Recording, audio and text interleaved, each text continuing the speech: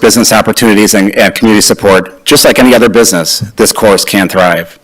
What worries me most is the idea that Lake Mills must choose between progress and preservation. That's actually false. There is a big difference between temporary uncertainty and a permanent loss. If we lose the golf course, Lake Mills risks becoming just like any other city, no longer quaint, no longer distinctive, no longer a place that we feel like Norman Rockwell version of Lake Mills. I respectfully ask you to reject the rezoning of the golf course community, not just for today, but for the future. Thank you, Jeff. Thank you. Appreciate you. All right. Next up is Jeff Allen, 146 Pinnacle.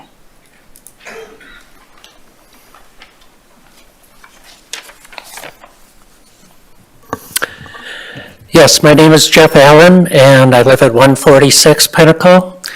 Here are some of my feelings about this sudden plan change, this sudden change to build over 100 homes on our almost 100-year-old golf course. I'm going to change it up a little bit. I'm going to talk about golf. I'm a lifelong golfer and a current member of the golf course. And I'd like to address the future of golf in Lake Mills. On the state and national level, golf membership is growing. 47 million people played golf last year. Locally, Madison's public golf courses set a record with 160,000 rounds played. And this was up from 152,000 rounds played in the previous season. 24% of the people who live in Wisconsin played golf at least once last year. New technology has introduced young people to golf, and their participation has increased almost 50% within the past 7 years. And wouldn't it be nice to see young people on their phones getting yardage distances instead of spending 5 hours on social media? Women have also flocked to golf recently, and that's at a record rate too. So golf is no longer just for old retired guys like me. COVID-19 actually is proving to be good for golf. Between 2020 and 2022, millions played golf for the first time, and many have stuck with it. Courses that are successful are changing with the times and offering flexible memberships, youth golf, family and social events, along with improved food and beverage options. Golf is also good for local tourism, helps support area businesses, and offers employment opportunities. In the late 1990s, when they started to build what would be over 100 homes, they constructed this sturdy brick sign, and it says, "The Ridge, a golf course community." Actually, Pinnacle Drive is named after a golf ball. I don't know if you knew that. Not my favorite golf ball. I would have preferred Titleist Drive myself. But recently, the city has invested a lot of time and resources into developing the future land use plan, and the plan shows the golf course where it is now.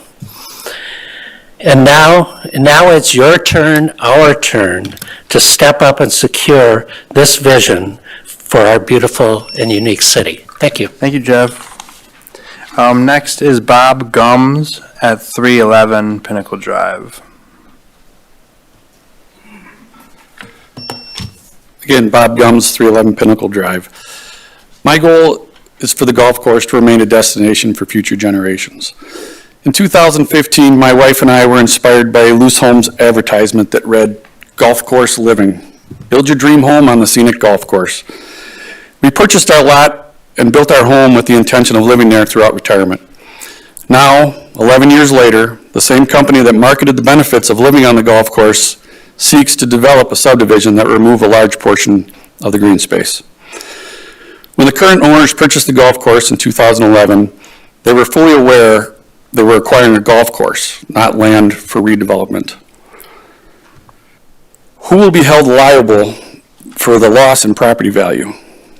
in a 2014 letter to the Ridge residents from the current golf course owner, stating, as owners of the property on the golf course, you also have an interest in the success of the golf course. Studies have shown having a home on the golf course increases the value of property anywhere between 10 and 25%. Additionally, golf course property maintains its value better than any other property, end quote. If rezoning were to be approved, who would bear the responsibility of loss of value to property owners on the golf course? Over 100 homes will be affected with this change, with the national average showing homes on a golf course experiencing a 15% increase in property value, while adjusting for the Midwest, more like 11% increase. This would still be an estimated total property value loss of over $5 million for one decision. Thank you. Thank you, Bob. Okay. Next is Dale. Yes, I don't want to get it wrong. So Dale, 822 South Main Street. If you can say your last name too, please. Good evening, I'm Dale Rossi and live at 822 South Main Street. Thank you for giving me the opportunity to speak, even though public speaking is definitely not my strong suit. But given the chance and not using it, I don't think I could live with myself if I didn't say what could make the possible difference on your decision regarding the rezoning of the current golf course property. My wife is Teresa. We are both lifelong residents of Lake Mills and now reside at 822 South Main, like I earlier stated. That is the property right next to the south parking lot of the golf course. The 18th hole is directly behind our backyard. I believe we are some of the longest residing homeowners living on the golf course. I also believe we stand to be the most negatively affected residents if this development is allowed to go through. When we were given the opportunity to purchase our lot nearly 30 years ago by Monty and Jennifer Lounsbury, previous owners of the golf course, who were using the proceeds from the 7 lots on the facing South Main Street to help them fund the development of 9 new holes, which made Tyranina Golf Course an 18-hole course. We felt kind of bad building our home on the original practice putting green of the 9-hole course. But the opportunity to live on the 18th hole with the beautiful view of the golf course in our backyard was way too appealing to not take the chance. While living at our home for the past 26 years, we have witnessed thousands of golfers finishing their final hole with handshakes, fist pumps, high fives, hugs, kisses, pictures, and many other expressions. It's literally a priceless experience to witness. To think there's a possibility for all that to go away and be replaced with concrete, vinyl siding, and asphalt shingles keeps me up at night and gives me nightmares. If the preliminary plan for the 120-plus homes is approved, this would make our residence a corner lot, and with the new view being the west side of a vinyl-clad home. I can't imagine, after living with my wife for the last 42 years, who is a real estate agent and broker, what this would do for the desirability and the value of our property. I've always been told location, location, location means everything in regards to your real estate value. In closing, I strongly urge you to vote no to the change of the current zoning, as I do not feel it should be your responsibility or the city councils to help bail out and enrich, in the owner's own words, a failing business, while the golf course industry has never been more popular. Your decision will impact not only my property, but at least 100 other property owners' home values and lifestyles, and potentially thousands more people from enjoying one of the nicest assets our city has offered for nearly 100 years. Thank you, Dale. Thanks again for your listening to my little spiel. Next is Tim Sprecher at 106 Pinnacle Drive.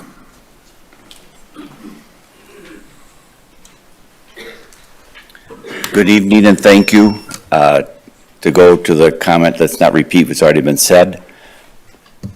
I agree with everything. I'm against the rezoning. I live at golf course. I think I was the first one on the new part back in the day, and have recruited others that live on the golf course when they asked, what do you think about it? And so we have more residents that are adding to the community. Lake Mills is considered a diamond in the state of Wisconsin. One of the reasons is that it has a lake, it has a golf course, it has a gorgeous downtown, and it has green space galore, plus friendly people and great government. There's other towns that are considered diamonds, Lake Mills. Then you have Cambridge. What does Cambridge have? A lake, a golf course, a beautiful downtown, and great people. Another, over and over and over again. What makes these diamonds? Every facet is polished. The golf course is part of that. It just needs to be polished. It has not been polished for a number of years, and I live on the golf course. I understand also that we're looking at the needs of ones, the wants of ones and others to make, recoup their investment and recoup their business. But you're looking, as we've heard, hundreds of people are going to lose thousands of dollars individually for a decision that has been made on a rezoning. So please, no rezoning, keep Lake Mills a diamond and polish and keep on polishing every facet that we have. Thank you very much. Thank you. Thank you, Tim. Next is Brett Daniels, 650 Pinnacle Drive.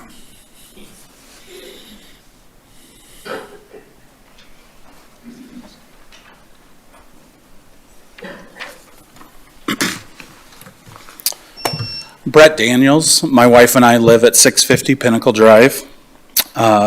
Lake Mills Planning Commission members, thank you. Thank you for your time. Something doesn't add up. The Lake Mills Golf Course was purchased by the current owners in December 2011 for $675,000. This is on the Jefferson County Land Records online. $675,000 in December 2011 is the equivalent of $965,000 today. The Lake Mills Golf Course is currently assessed at $1.5 million per the Jefferson County Land Records. The current asking price on the Realtor listing is $3.6 million. Something doesn't add up. In December 2011, the current owners purchased a historic golf course. They didn't purchase land to develop. They knew what they were purchasing and the limitations on that land. The current owners are pushing the fact that they've been trying to sell for years. Yes, that's absolutely true, but it's been at a real estate development price. It's never been at a golf course price point. If the current owners market the property at somewhere near that 1.5 million tax assessed value, they would have interest from people that want to keep this as a golf course. Is Lake Mills really going to let a real estate developer bulldoze a historic golf course 2 years before its 100th anniversary? Who are we as a community to do that? I can't blame the current owners. We all want to make money, and making 5 times their original investment would be quite a sell. But this is not real estate land to be developed. As an aside, the Lake Mills Golf Course sign is read up until this last week, "Go Badgers, closed for the season," just as it has for the last few years in the off-season. Within the past week, though, that sign has changed to "Go Badgers, closed." This is a subtle change, but it does speak to the posturing that is making this sale go through. We have a highly motivated buyer. We have a highly motivated seller that have spent thousands to move the public sentiment in their favor, but it's not working. It doesn't add up. If the current owners are losing money each year per their public statements, then they should be able to turn over 5 years of tax records to this committee to show that same thing. You know, when someone sells something for more than 5 times what they paid for it, someone's being taken advantage of. In this case, it's not the buyers. They'll make a handsome reward off the sale of these proposed lots. But the ones being taken advantage of are the 6,200 residents of Lake Mills. You're taking away a gem of legendary Lake Mills. Please protect it. Thank you. Thanks, Bob. Thanks, Brett. Next is Dave Wendt at 145 East Oak Street.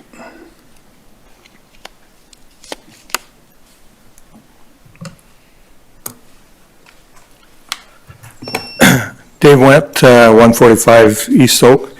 I'm going to just probably go in a little bit of a different direction. I grew up in Lake Mills, lived here all my life, and I've gotten to know a lot of people due to a lot of the civic activities I'm involved with, being a businessman and so on. And when I ask people that have moved here why they came to Lake Mills, they have 4, 5, 6 different items that they always, just about everybody says. First of all, they think the people are really friendly here. Our schools are great. And then we have some awesome recreational opportunities. Rock Lake being probably the top. Our parks are great. Our youth programs are excellent. And the golf course serves many people. So my hope is that all these will continue and keep getting better and better so that people will come to Lake Mills to live and to visit. Thank you. Thank you, Dave. Next is Patricia Van Dyke at 1051 Forest View Court. Good evening. In 2023, the City of Lake Mills adopted a comprehensive plan that is described as the blueprint for future community growth, change, and preservation for the next 20 years in the City of Lake Mills. Much effort was put into the development of this plan. Importantly, it was stated that any program or action taken by the city that affects land use will have to be consistent with the plan. Some current city council members and planning commission members signed off on this document, which was adopted a short 2 years ago. Now those same members are being asked to amend this blueprint and diminish the values they identified as important, and I stress 2 years ago. The plan states that the city's natural resources must be protected. Open space must be preserved. When and if the city is to be expanded, areas of development are identified in several places. North of I-94, Mud Lake Road, Harvey Road bordering the glacial Drumlin State Trail and Brookstone, and another area on the northeast side of Tyranina Park Road. This 2023 plan shows the golf course as parks and open space. The plan does not show that this area is to be developed. A cited public involvement survey found that people valued the preservation of open space as the #1 need for the city. Another objective identified 2 years ago was the fostering of distinctive and attractive communities with a strong sense of place. Anyone who drives or walks through the Ridge is impressed with the quality and type of homes there. The Ridge is filled with unique, one-of-a-kind dwellings. The proposed Lou's development will cram in smaller homes that will not match the character of the existing homes in the Ridge. Look at the development on Mud Lake Road, which I believe would serve as the blueprint for the golf course expansion. Homes are smaller, lack the stone facades common in the Ridge, and lack landscaping. Development of the golf course by the Lou's Company will be incongruous with what is already there.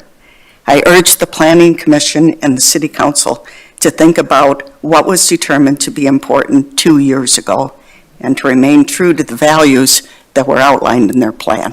Thank you. Thanks, Patricia. Next is Clark Collins at 900 Pinnacle.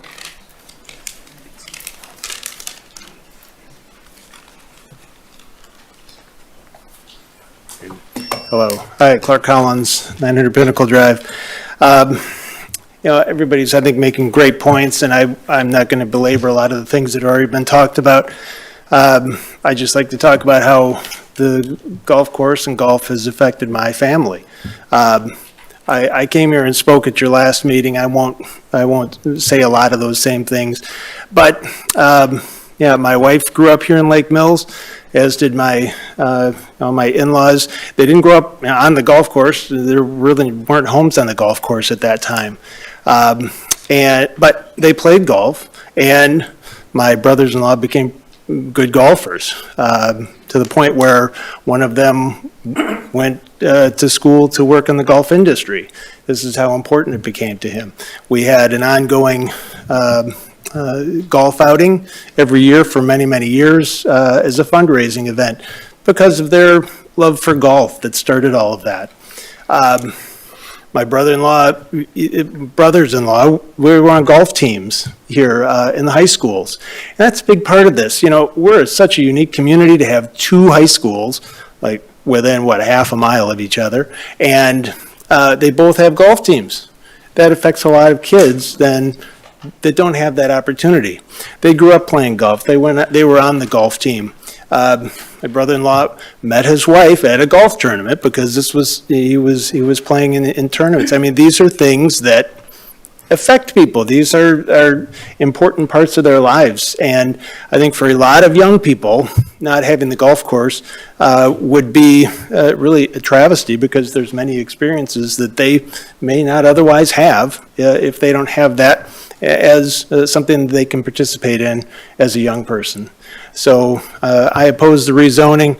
I think the golf course is great. Actually, I think they've done a great job at keeping up the golf course. I think it's in better shape now than it was even just a few years ago. I've been a member since we've lived here, so over the last 9 years. My kids have worked at the golf course. My in-laws worked for the previous owners. So we have a lot of history there, and it just has a lot of history here in Lake Mills. And I think that's what's really important to keep in mind with this. So thank you. Thank you, Clark. Next is Dennis Doran at 1051 Forest View Court. Good evening. My name is Dennis Doran, 1051 Forest View Court. I moved here 6 years ago with my wife, and we were thrilled to be located essentially near the golf course. My name may be familiar to you in that I wrote each of you 2 letters during this recent occasion. I will not reiterate things I already said to you in my letters.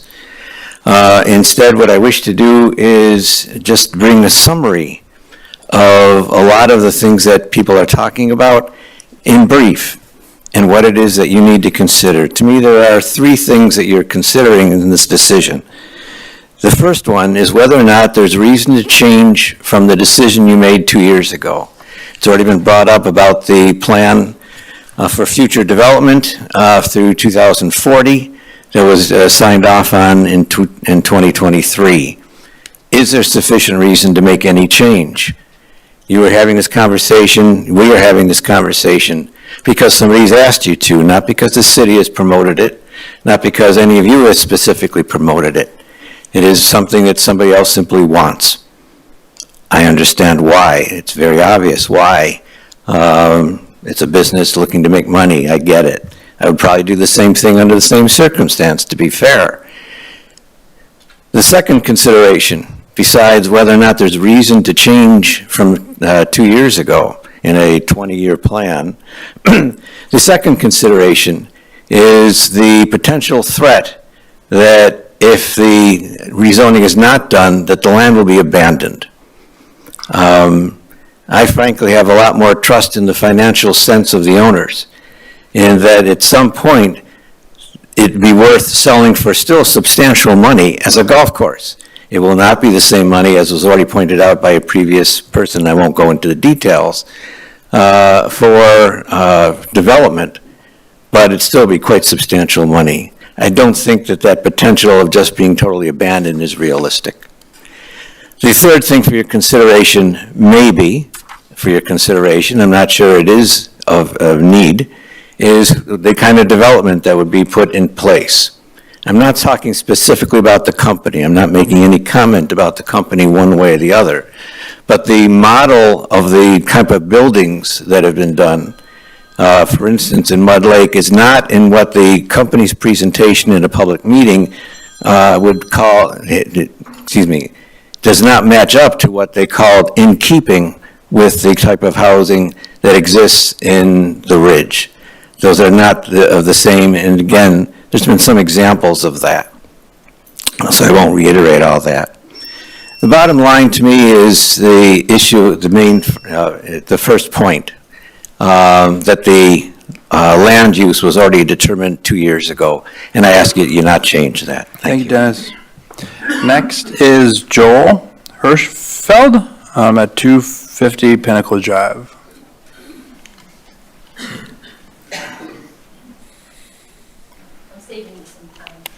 Thank you. Okay, Joel Hirschfeld, 250 Pinnacle. I'm here not just as a golfer, but as a family member, neighbor, and someone whose last few years have been shaped by Lake Mills Golf Course.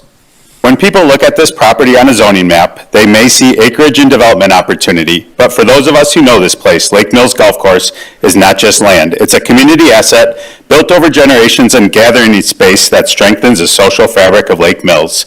Let me start by thanking Katie and Randy for their years of ownership. 7 a.m. or 7 p.m., it was Katie who was answering the phone and moving carts. Randy spent countless hours cleaning up brush, adjusting sprinklers, and making this a course we loved. With a young son, I understand their desire to move on, and I highly respect that decision. Family is so important, and I wish them many blessings on their next adventure. As I talk family, this golf course has shaped my family. It got us through COVID as my wife, daughter, and son took advantage of the time to spend outdoors, where golf became almost a daily norm. My daughter enjoyed the game so much she joined Lakeside's golf team, playing varsity for 3 years. My son, now a junior, also loves the game. Instead of just sitting on electronics, we would find him spending hours on the course behind our house, chipping and putting and working on his game. He's looking forward to the spring golf season where he has his first opportunity to compete for a varsity spot. All he wanted for his birthday this past weekend was golf-related items, as it truly is his passion. Golf is a way we bond with each other and our community. For example, this was the first 4 weeks of the season for us last year. 9 holes with my son Will, 9 holes with Will and my brother, 9 holes with Will and our 9-year-old neighbor boy, 9 holes with Will, 18 holes with Will and my brother, 18 holes with Will and our 11-year-old nephew, 18 holes with my wife, Betsy, Will, and Kayla, 9 holes with Betsy and another neighbor couple, 9 holes with Betsy and a group of a dozen Lake Mills teachers, 11 holes with Will and our neighbor Brad, who is learning the game. Betsy played 18 holes with our widowed neighbor Sue. I recorded at least 100 more rounds our family played this year, but for the sake of time, you get the point. As you can see, golf isn't just something we do, it's become part of our life, a way to meet people, build deeper connections with neighbors, and teach life lessons. Preserving this course is not about opposing growth or progress, it's about thoughtful growth. It's about recognizing that not every piece of land should be maximized for short-term return when its long-term value to the community is far greater. Once land like this is rezoned and developed, there's no undo button. The loss is permanent. No future planning document can recreate this place. Protecting it sends a message that this community values more than just what can be built. It values what can be experienced. I urge you to consider not just what Lake Mills Golf Course is today, but what it has meant, what it can continue to mean if preserved. I understand there's some needs for significant upkeep of sprinkler systems and facilities, but I urge you to maintain the current zoning and give another owner the chance to keep this going. For families like mine and for generations yet to come, this is a place that matters. Thank you for your time and the responsibility you carry on behalf of this community. Joel. Betsy, you want to say your name, address? Yeah, Betsy Hirschfeld, 250 Pinnacle, and I live with that guy, so you can tell we like to golf. I really don't need to say much because so many people have said things already. I was just going to tell more stories about, you know, our kids being 3 and 1, falling out of the cart before they even get to the first hole. Like, we love golf, so, and I'm sure they did at one time too. It's just, we would love if this could stay a golf course. Thanks. Thank you, Betsy. Next is Wendy Brown at 962 Center Street.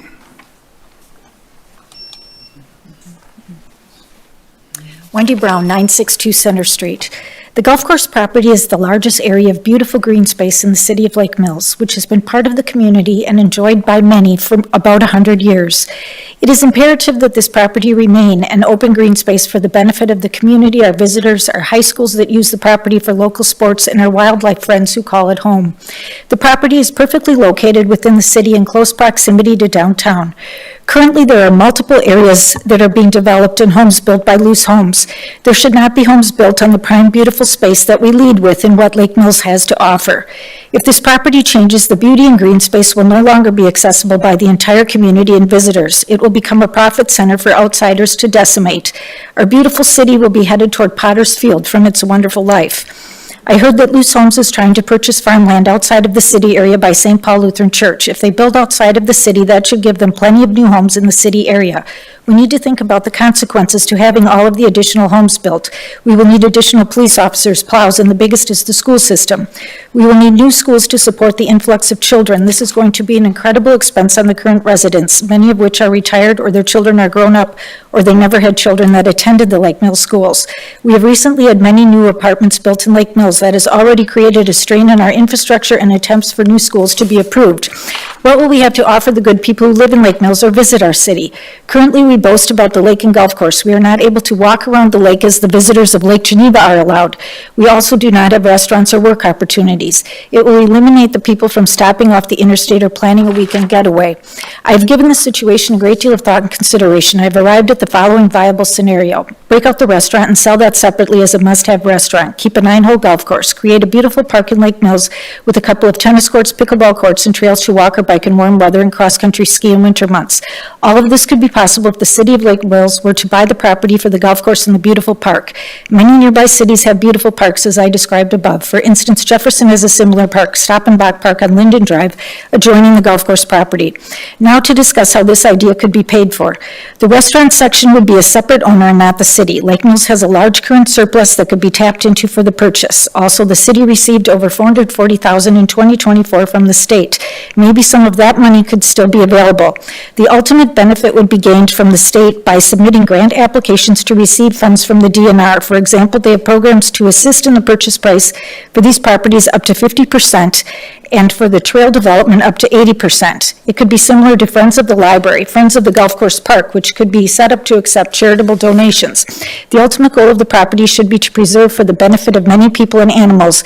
It should not be carved out and split up for a developer to profit and 100-plus new residences to have a slice of a beloved historic landmark property. It should be a top destination for all of our visitors and residents, a place to meet family and friends for a wonderful hike on a trail or a Friday fish fry. Don't forget your clubs for a nice walk and round of golf. Thank you for your time and consideration. Thanks, Wendy. All right, next is Greg Wheat. Is that right? 226 Prairie Drive. Thank you, Lake Mills City Council members and fellow residents for your time. My name is Greg Wheat, and I have resided at 226 Prairie, no, not a golf course property, for about 22 years this March. I've been a member of the course for about 17 years as well. I'm here to urge you to vote no to the rezoning of the golf course, as I feel it would be very detrimental to our community. Since golf is my main hobby, it is an excellent resource for me to have the course here in town, so I may make the evening leagues in time, most of the time. I also generally play the course on the weekend, and when I'm able to, attend the infamous Red Tea Wednesday group at noon. I've met many of my closest friends because of the course over the years, and had hoped to meet many more there. The Lake Mills golfing family has excellent camaraderie and a competition element I have not found at any other golf course. You cannot go to other nearby courses, find people willing to invite random strangers for a pickup scramble, Stableford, treat them like one of their own, and eventually bring them into the family. However, if my personal love for the course is not enough, let's look at city impact factors. Increased traffic. These areas are already difficult to traverse during school in and out times. Increased air noise pollution. Lost jobs. One of my son's first jobs was on the golf course. Lost revenue spent locally. People like myself will spend recreational dollars in other communities that have courses instead of spending them here in Lake Mills. Lost revenue from nearby communities. Watertown and Cambridge only have more expensive private courses and no public facilities. Many people come from these and other nearby towns to Lake Mills to golf. Lost park and open space. As other people have stated, looking at map 3.1, existing land use, the golf course has about 50% of our current park space. Considering we only have about 9% park space at this moment, that would put us below 5%. Madison is currently approximately 11%. Milwaukee is currently at 10%. Why should we have half the park and open space in our small town versus these larger cities? I empathize for Randy and Katie as they've worked hard on the course. However, it is not the responsibility of the citizens of Lake Mills to help them make additional money by a rezoning. In consideration of Lewis and other additional housing in general, there are plenty of other areas on the Plan Future 2040 map. Again, not the responsibility of the citizens of Lake Mills to help them get a good deal by rezoning our park areas. Thank you for taking the time to consider my thoughts, and again, please vote no to the rezoning. Thanks, Greg. Next is Vincent Studer, 230 Pinnacle Drive.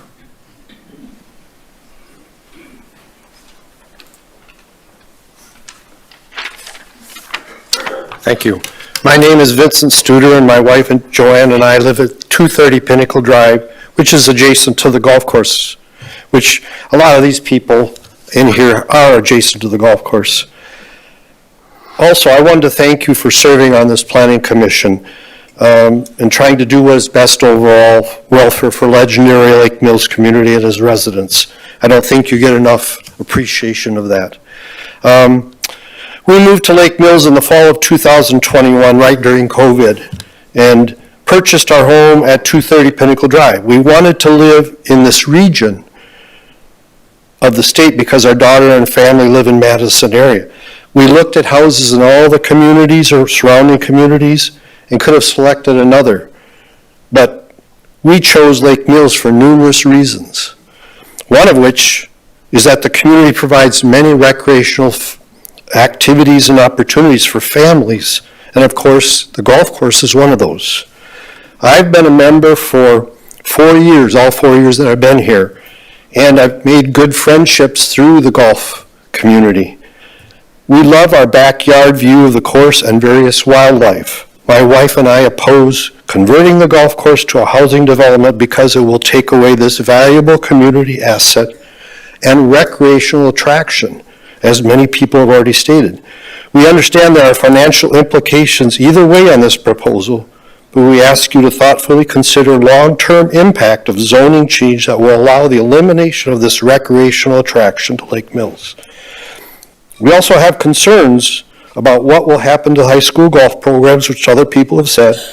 We are also personally concerned about the potential increase in traffic congestion for that area of Highway 89. I have witnessed several times near misses of accidents when driving my grandkids to the school.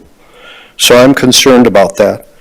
Also believe, as other people have said, there's going to be a negative impact on homeowners' financial well-being, but also their mental well-being. I really feel that's a key thing to be considered. Thank you for your thoughtful consideration on this matter. Thanks, Vincent. Next is Marty Elder at 1041 Forest View. Yeah, good evening. Marty Elder, 1041 Forest View Court. Thank you for the opportunity to speak tonight about the proposed golf course development. My husband and I live in the Ridge neighborhood, and we walk throughout the community most mornings. We have gained a deep appreciation for Lake Mills and its many amenities and community pride. I would urge each of you before making any decision to think beyond the abstract plans on paper and consider what would actually transpire if the golf course was transformed into a new neighborhood. First, based on the shared plans, nearly every existing tree line would be removed or impacted to begin road and lot construction. These are not small trees. They are large mature pines, 40 to 50 feet tall, within established tree lines that sit directly behind many people's homes. Removing them, I imagine, will require heavy logging equipment, significant trucking, and noisy disruption, all accessed primarily from Main Street. Beyond the disruption to homeowners, this would also be the destruction of significant wildlife habitat, birds and animals that rely on these trees. My second community concern is increased traffic. There are only two entrances and exits to this proposed development, Main Street and Country View Lane. We all know how congested Main Street can be, as mentioned several times tonight. Mike and I witness this most mornings on our walk. Adding traffic from over 120 proposed homes into the middle of that corridor will create real safety and congestion issues. And to avoid that congestion, many new home residents will inevitably use Country View Lane, a small circular street that was never designed to function as a through road. That traffic impact will fall squarely on a quiet part of an established neighborhood. Third, consider the home construction process itself in the middle of an established neighborhood of homes. This will not be a short project. It will take years of heavy trucks, cement mixers, contractor vehicles, noise, debris, and mud. Approving this rezoning would subject your constituents to those construction conditions right outside their now peaceful backyards. These are constituents who paid a premium for their homes to have privacy and green space. I empathize that you are in a difficult position. Yes, this is a privately owned business, but this is not just any business. This golf course is embedded in the community and surrounded by established homes. The impact of its sale would be borne not by the owner, but by the residents of Lake Mills in traffic congestion, lost trees and green space, lost sports teams, lost recreational opportunities, and diminished home values. Many of us truly believe that with the right ownership and a genuine partnership with the community, this golf course could succeed, but converting it to housing would be irreversible. The golf course property is simply not the right space for a new neighborhood. Thank you. Thank you, Marty. Next is Mike Elder, 1041 Forest View. Hi, Mike Elder, 1041 Forest View. I can confirm her time was 2:57 because she practiced it earlier today. It felt right. It felt right. Just wanted to make sure. She covered most of the points, and other people up here have covered many of the main points. Yeah, obviously, that the golf course is one of the key features of the community. We've been here about 3.5 years. The main reason, we have friends that live in Lake Mills, and we've come to really enjoy the community. And one of the reasons we chose the house that we did was the green space behind it. Something, developing that golf course could challenge that. And some other points that haven't, I can reiterate the points about changing the long-range plan as far as the land use. This is something that shouldn't be done quickly. As some of the others have expressed, there's different options or opportunities for that to remain a golf course. And to make a decision now really eliminates the possibility of going through those options. So I think it's important that we do that. Also, one thing that hasn't been brought up is the covenants that have been in place for the neighborhood. I was able to grab copies of those from the previous homeowner, and basically it indicated that the property that the golf course is on is to be used as a golf course. And they went through the process to, basically reaffirm that in the neighborhood, and making sure, I believe they have 77% of the signatures necessary, majorities required, to reiterate that message, so that it should be understood that that golf course is to remain a golf course, and that was the intent and the impression that people had when they bought their homes there. And as I mentioned before, this is a main feature of the community. There are other properties in the vicinity that could be available for development that should be more likely explored. Thanks for your time, and thanks for your serving on your committee. Thanks. Mike. Next is Gary Mulliken at 1141 Fairway Court.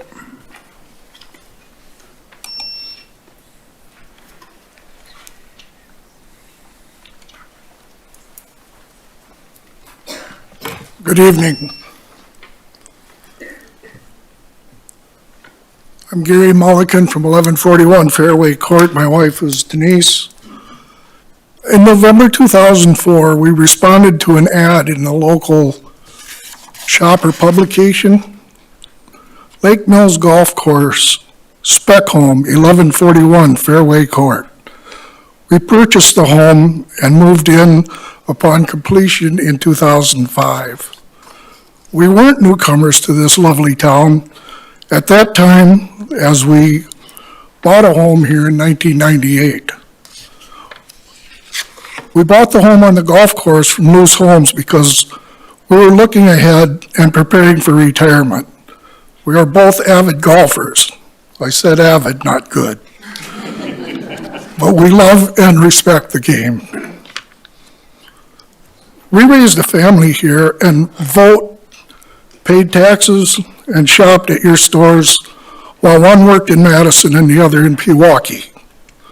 We love this town and all its charm, from the Norman Rockwell setting of downtown to beautiful Rock Lake to our wonderful golf course. Please don't take away the irreplaceable asset of an 18-hole golf course open to the public. Thank you. Thank you, Gary. Next is Morgan Geib. All right. Morgan Geib. 600 Pinnacle Drive. Hello, my name is Morgan Geib. I live up on Pinnacle Drive. I moved there recently from Sherwood Hills Road. My wife and I moved there after a few years out in Colorado. We live with my 3 daughters, lovely daughters, and I grew up here in Lake Mills. I lived on the lake and enjoyed everything that this town has to offer. I actually worked as a busboy for Monty for a couple of years and a golf cart refueling and maintenance guy for a few years up there. So lots of fond memories of the golf course. The golf course used to absolutely rock back in those days too. I mean, Friday nights were insane up there. They would rock until 2 o'clock in the morning. It was an absolute blast. My family and I moved to town because we felt we needed sidewalks. We couldn't exist out there in Sherwood Hills Road without sidewalks. It was dangerous. My 5-year-old daughter Millie has Down syndrome, and the idea of walking down the road without a sidewalk was a safety issue. Found out very quickly. She means the world to us, so we moved to town, and so to town we came. Since then, she has had 3 sprints to the ER for low oxygen. She's had open heart surgery to get her heart to pump more oxygen, and very susceptible to pneumonia. So clean air is super important to us. We measure it, we monitor it. She sleeps with 2 air purifiers and 1 humidifier in her room every night.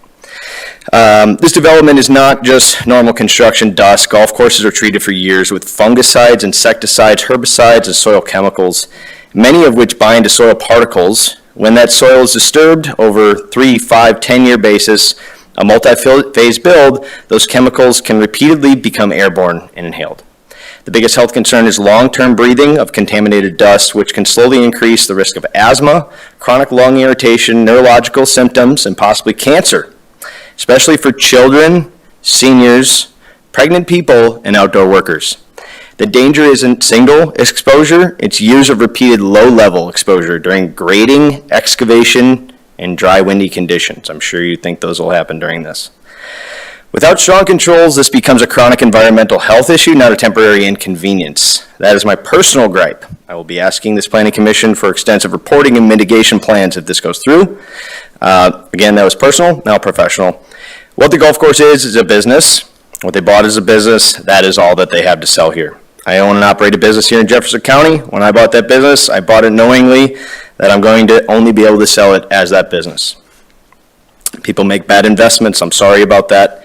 It's certainly not this planning commission's job to bail someone out and change the rules so they can walk away with a payday. I think there's people in this room that would be able to run that business actually into the black, and they're probably present in the room tonight. I think forcing an audit of their 3 to 5 year weighted EBITDA would be a good start to figuring out where this business is truly operating so that the Planning Commission has a true understanding of what it should be selling for. Thank you. Thanks, Morgan. Next is Jacob Slobby, 602 Brewster. Jacob Slobby, 602 Brewster Drive. First of all, I'd like to apologize to all the property owners here for all the golf balls I've hit into your houses. I feel really bad, but, tough. I love the game of golf. I've frequented the golf course over the years. I literally want to give them my money, to the annoyance of my bride. I have previously purchased memberships. I've hosted golf outings there with my buddies. We wanted to have a drink on their patio afterwards, but the bar was closed. My wife and I tried to go there in the summer to enjoy their beautiful patio. However, they're seemingly seldom open. I would love to go there in the summer to use their driving range and teach my kids the game. However, it doesn't exist. I would love to test out new clubs and potentially purchase from a pro shop. They don't sell clubs or apparel. I would love to have a fine dining experience in the restaurant with my wife. However, they're seemingly, once again, seldom open.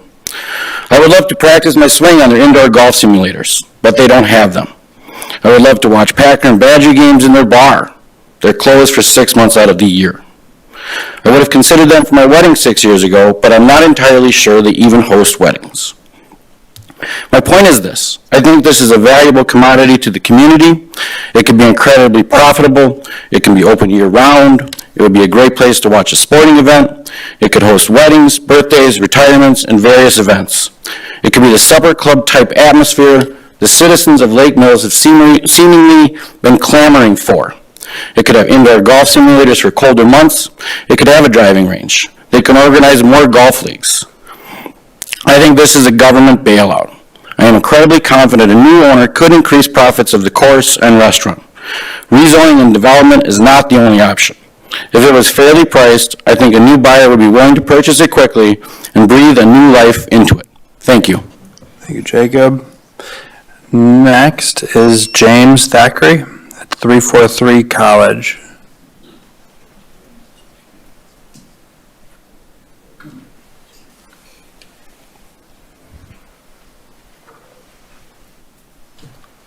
Thank you.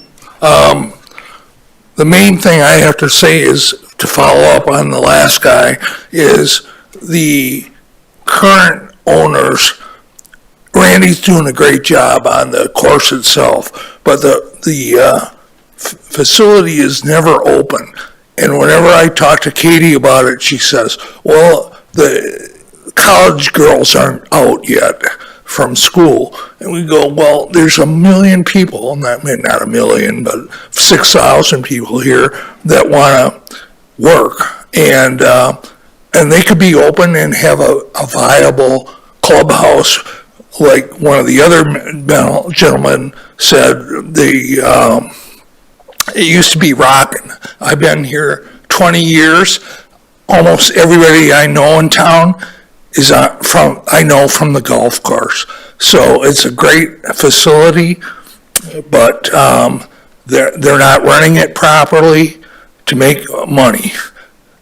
I love golf, and I don't want you to rezone the area. Thank you. Thanks, James. Next is Tom Bach at 341 Pinnacle.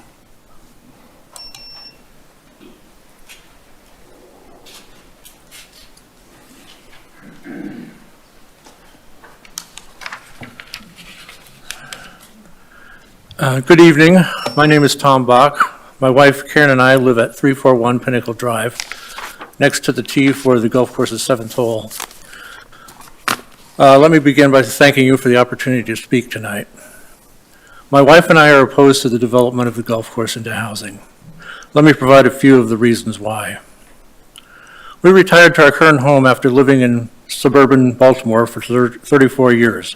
After living so long in a large metropolitan area, we wanted to retire to a small town with small town charms, not too far from Madison, where our 2 sons work. We found that place in Lake Mills. When we found a house for sale on the golf course with its beautiful views and open space, we jumped at the chance to buy it. Neither I or my wife golf, but we appreciate the aesthetic value of the golf course. Its location on the golf course was a major reason for our buying the house. Now that reason is threatened with disappearing. The golf course presents recreational opportunities that will be lost if the housing development is built. Once the golf course is gone, it cannot be restored. It will be gone forever. For nearly 100 years, the golf course has existed in Lake Mills, but now, in its 98th year, it is deemed by some as no longer worthy of existence. It seems a shame that our current generation might fail to maintain the golf course after 98 years of operation. Lake Mills has a city master plan. The proposed development does not conform to that plan. Other development land is available on the outskirts of town, which may suit the city's and the developer's needs, and conforms to the master plan. These lands seem to be a more natural choice for development than the golf course. If the proposed development goes through, property values for homeowners on the course will decrease. Certainly, the town will gain tax revenue, and the Lewis Company will profit from the development of the golf course, and the current owners will profit from the sale of the golf course. But those increases will come at the expense of those living on the golf course. Google AI states that a house at a golf course will sell at 8% to 20% premium compared to a house not on a golf course. This means a house that ceases to be on a golf course will stand to lose from 7.4% to 16.7% of its value. Therefore, a $500,000 home could lose between $37,000 and $83,500 in equity. Given approximately 100 houses of $500,000 value on the current golf course, this would be an overall loss of between $3.7 million and $8.35 million in home values. In conclusion, let me say the golf course has existed for nearly 100 years, and there are many good reasons to preserve it, of which I've only mentioned a few. Thank you for your time and your consideration of what I've had to say. Thank you. All right, next is Nick Vora, I think, 340 Pinnacle Drive. Hi there. Nick Vavra, 340 Pinnacle Drive. My wife and I are on the golf course. I'll keep it short. We share a lot of the same, it's a passionate group. We share the same sentiment. We have a young family. We enjoy golfing. It's one thing we like to do together. I'm pretty sure she appreciates my free lessons. But we definitely look forward to, making it a family game as our kids grow up. And we definitely think we have an asset on our hands with the golf course, and, we don't want to lose it. Thank you. Thank you, Nick. Next, John Goals. Goals. All right, thanks, John. 845 Whispering. Hi, my name is John Geltz. I'm not going to reiterate a lot of the other points that would be made, but a couple I would like to make. My wife and I reside at 845 Whispering Pines Circle. I am the past president of the Whispering Pines Estate Homeowners Association, and I'm speaking here today on behalf of all 26 unit owners. So we have gone out and polled them, and they all agree that we should not rezone the golf course for development. And the reasons for this, I have 6 reasons. I'm not going to go into the detail that I have written down because they've already been cited, but the first one is denigration of property values. You've heard that already. I have the same statistics that the other people have talked about. The lack of adherence to the strategic plan. Again, you've heard that multiple times. My point there is if you have a strategic plan, don't you need to follow it? One that you haven't heard a lot about tonight is lack of sensitivity to the infrastructural requirements. A number of people have alluded to this, like what's going to happen to traffic, what about the environmental impacts, what about increased city services. All of those things need to be taken in consideration before the zoning request is approved. Another one is this is an extremely consequential decision for the Planning Commission and the City Council to make. I would suggest that because it is such a consequential decision that you folks may think you might want to get a broader audience to help you make that decision. But it is a consequential decision. It's one way only. Another one is the awareness of Lake Mills to non-residents. I can't tell you how many times I've seen multiple people come through the golf course. They've had events there that bring in outside people. You've heard some of this, but I'd say the golf course probably brings in more non-residents than any other business in town. The 6th point is that you've heard this too, golf is on the rise. That statistic, again, is there. It's up 16% in the last 5 years. For me personally, we moved to Lake Mills about 10 years ago because of the small size of the town and its proximity to hospitals and airports.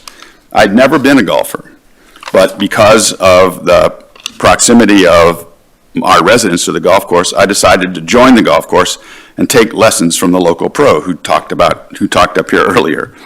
I finally gained the confidence to join some of the leagues that they have there, and I met a number of local folks who I now consider friends and play indoor golf with during the off-season. In other words, golf has given me the opportunity since I moved here to meet other people in the area and become friends with them, and I knew nobody when I moved here 10 years ago. So myself and the 26 other owners of the Whispering Pines Estate ask that you carefully consider this request and reject it. Thank you. Thanks, John.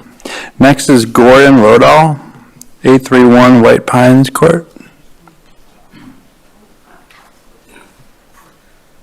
Hello, I'm Gordy Lodell, and I live at 831 White Pines Court. No one knows where that is. It's actually on the 8th fairway. So here's another NIMBY, not in my backyard, right? So I won't go over all those points that have already been discussed. I think other than people that are directly impacted by the property, there's probably a lot of people in this town that would like to give some input. And I would suggest that perhaps something along the lines of the survey that you did for the restaurant over on the beach might be a good way to get some input. Maybe it's possible to even use the election coming up in April. I'm not familiar with the way this commission works, but hopefully you have some input into that. I also want to point out that I did work at the golf course for 3 summers. I consider Randy and Katie good friends. I know that they worked hard, but they were perhaps in over their head in the way of marketing and public relations. But so be it. I used to golf at a place in Black River Falls called the Skyline. The city owns that course, and they lease it out to the people that operate it for $1 per year. I'm not saying that's a good deal. I'm saying there's other options out there. Perhaps subsidizing whoever comes in.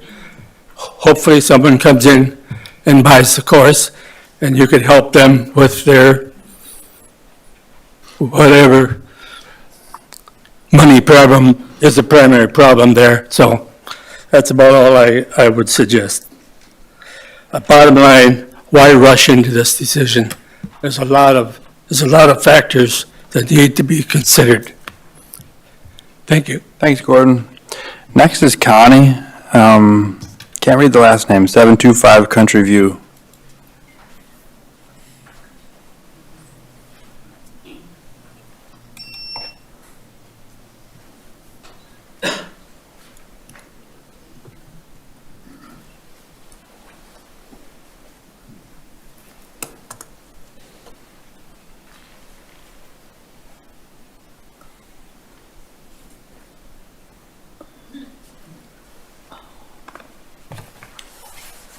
Hi, my name is Connie Eschenbach.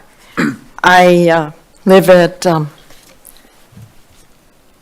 Country View Lane. I'm right next to Hole 2, which they're planning to put a road right through. I grew up here. This is my hometown. I want it to stay small. I lived in Woodfield Lane, out in Shorewood, and it was beautiful. My backyard was a park, and I moved to the city, and when I was able to purchase the condo, I had this big, beautiful yard again to look out on. So Lake Mills is a small community. Let's keep it that way. Let's not let them build all these homes. It would just destroy this little town. I remember moving here. The restaurant and the bar, the fish fries at the golf course. There was lineups to taste that good fish. The traffic would be terrible if this happened to build homes. You have Lakeside, you have the public school, you have St. Paul's, you have Pinnacle, you have all the little streets that go on to Highway 89 or Main Street. It would be terrific, a lot of traffic. We'd have a lot of problems. Plus, it would impact the city services. And it also would decrease our home value there. I enjoy the wildlife that we have coming through. We have cranes. They actually lay in our property.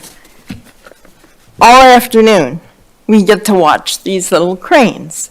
And we have the owls, they hoot. In the middle of the night, you can hear them hoot. We have a lot of wildlife. Where are they gonna go? There's hardly any more green spots left in Lake Mills. And someone brought up chemicals. Once you start digging up the ground, and I am very much into organic living, you're gonna really, over the 100 years it's been there, they've been putting chemicals in that ground. Once you dig up that ground, we may have health issues. Thank you, Connie. So, Appreciate thank your you. words. Next is Phil Borden, 775 Country View Lane. I'm Phil Borden. I met Connie 10 years ago, married her 5 years ago, and we've got a beautiful place with a nice view of the golf course.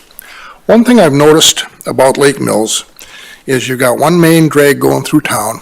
It's 2 lanes, and it can be busy at times. The other day, I was driving south of town. About 3 miles south on Highway G is a solar farm going in.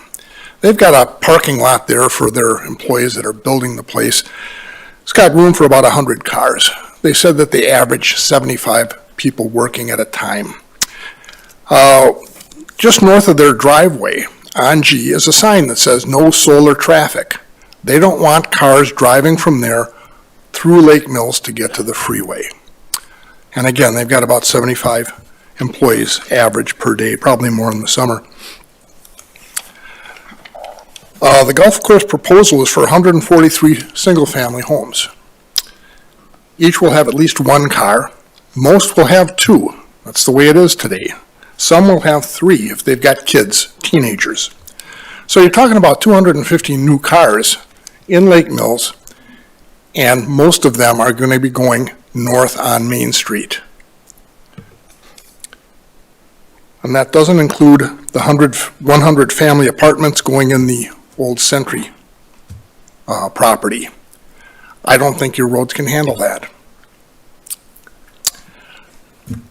Please don't do this. I thank you much for your time. Thank you, Phil. Next is Jenna Spielman, 251 Pinnacle Drive.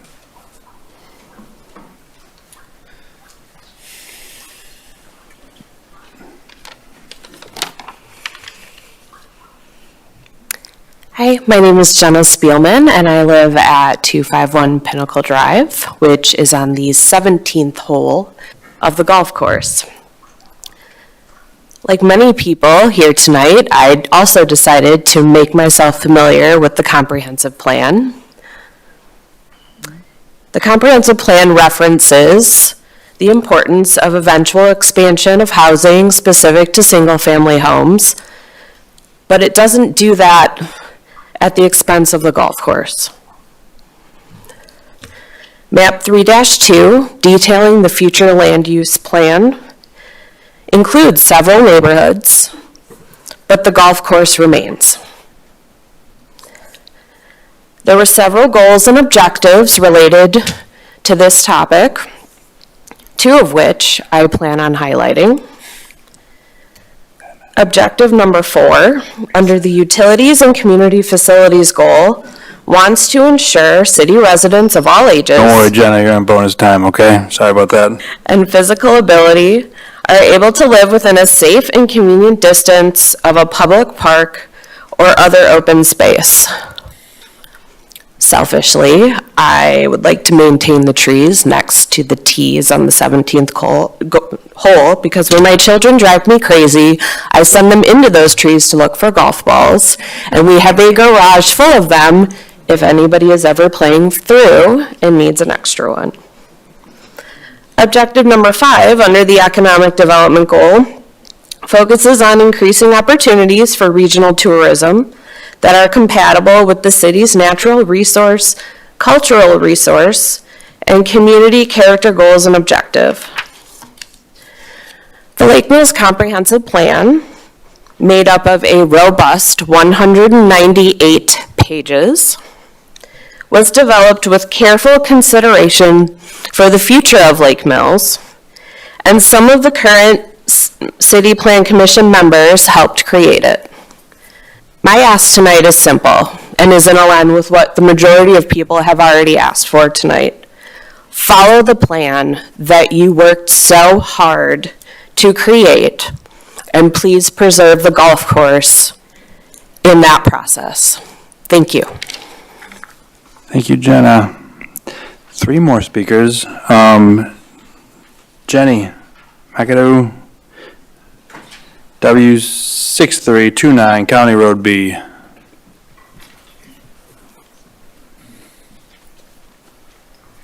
You almost got my name right. My name's Jenny McAdow. I live at W6329 County Road B, and you've heard from many people who live on the golf course. My husband and I do not live on the golf course, but we're avid golfers. I'm here tonight because the Lake Mills Golf Course is not just a piece of land to our family and to many others in this community. It's a place where life has happened and memories have been made for us. 2 of our 3 children worked at the golf course while they were in high school, and they learned responsibility, teamwork, and pride in their community, lessons that they can carry today. And that kind of opportunity close to home matters for us. Our son also played on the Lake Mills Golf Course team. He's an avid golfer today and for more than 10 years, and much of that time has been spent on this course, although we do travel to other places occasionally. And this past summer, he proposed to his fiancée on the 18th green. Not sure if Dale saw that and all the high fives, but both are annual members of this course as well. We had grandparents travel 6 hours from Southern Illinois to see that event and be there and play golf with us that day. Other family members came from Stoughton, Cross Plains, Aztalan, Madison, and Lake Mills, of course. Afterwards, we celebrated at a local restaurant, also continuing to support the local businesses. I want you to imagine them telling their children of that event that day, "Your dad proposed on the 18th green at the Lake Mills Golf Course," and then the kids saying, "Where's that? What is that?" And them saying, "It's no longer there. The Smiths live on the 18th hole." They're imaginary. If you can also imagine getting a hole-in-one on hole number 12 or any of the other par 3 holes and trying to paint a mental picture for your friends and family as you tell them, or you could just go show them and hope that you could do it again. My husband and I have been annual members of the golf course since 2020 and typically play 3 to 4 times per week. During the pandemic, we played a lot.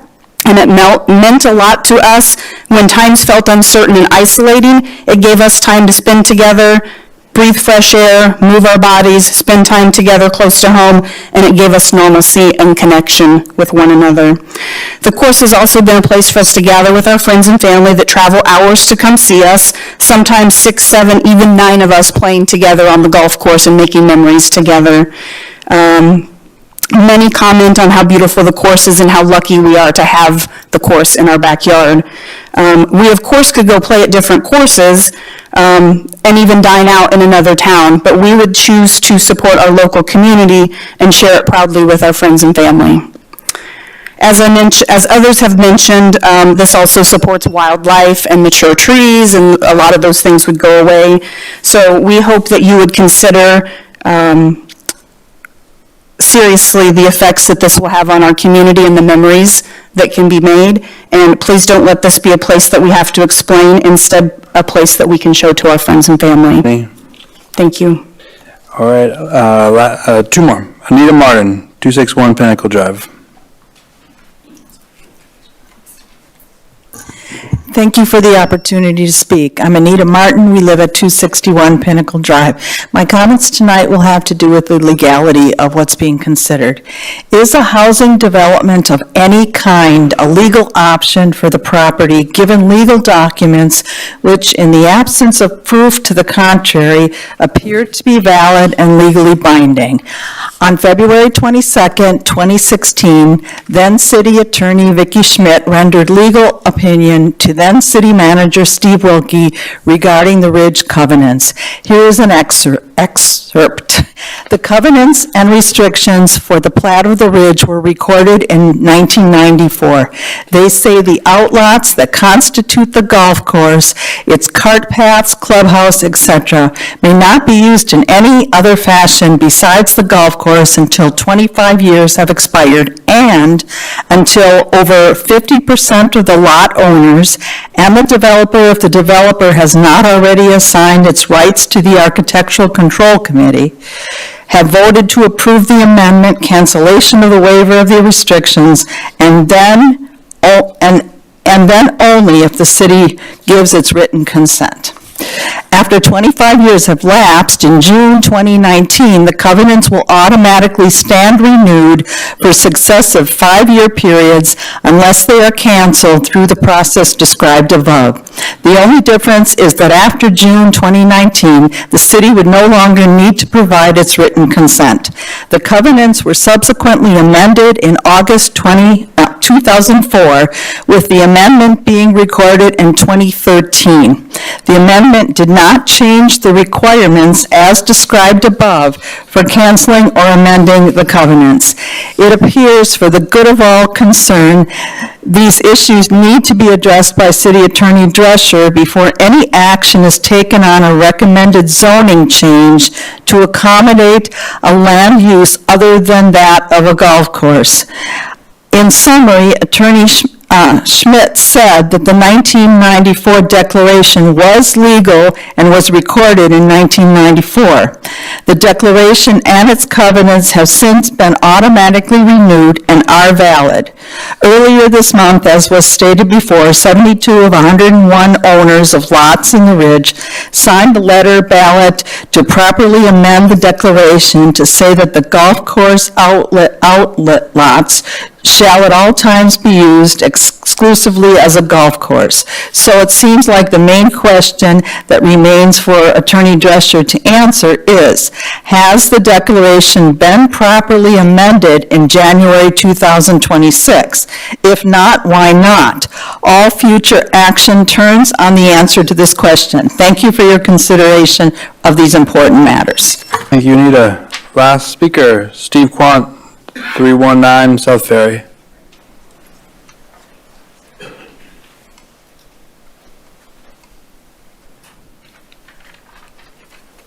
Well, I want to thank Anita for covering the one thing that I didn't think was properly handled tonight.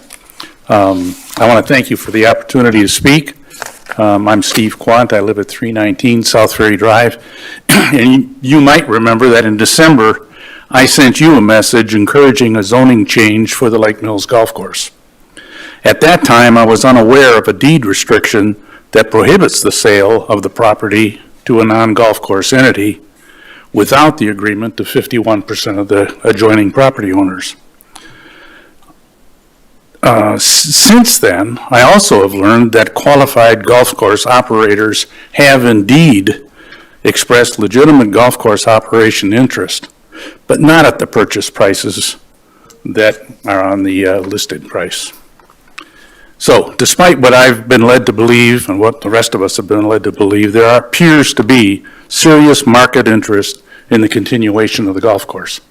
And so I encourage you not to change the zoning. Thank you. Thank you, Steve. Okay, that concludes our public comment. We go to number 5 on the agenda, which is a concept review for 800 South Main Street, the Lake Mills Golf Course. And before I invite the speakers to share their presentation, I just want to clarify to our planning commissioners. Yeah? You want to take a break? Is that okay? Is that what you want? I'd like to thank everybody for coming tonight. It's great to hear from everybody, so thank you for coming. And you warmed up the room. My house is cold. This place is hot, but thanks for coming tonight. Should we take a 5-minute recess? Is that okay? 5-minute recess? All in favor? Aye? Yeah, aye. All opposed? Okay, 5-minute recess. We will rejoin at 8:37. Very well.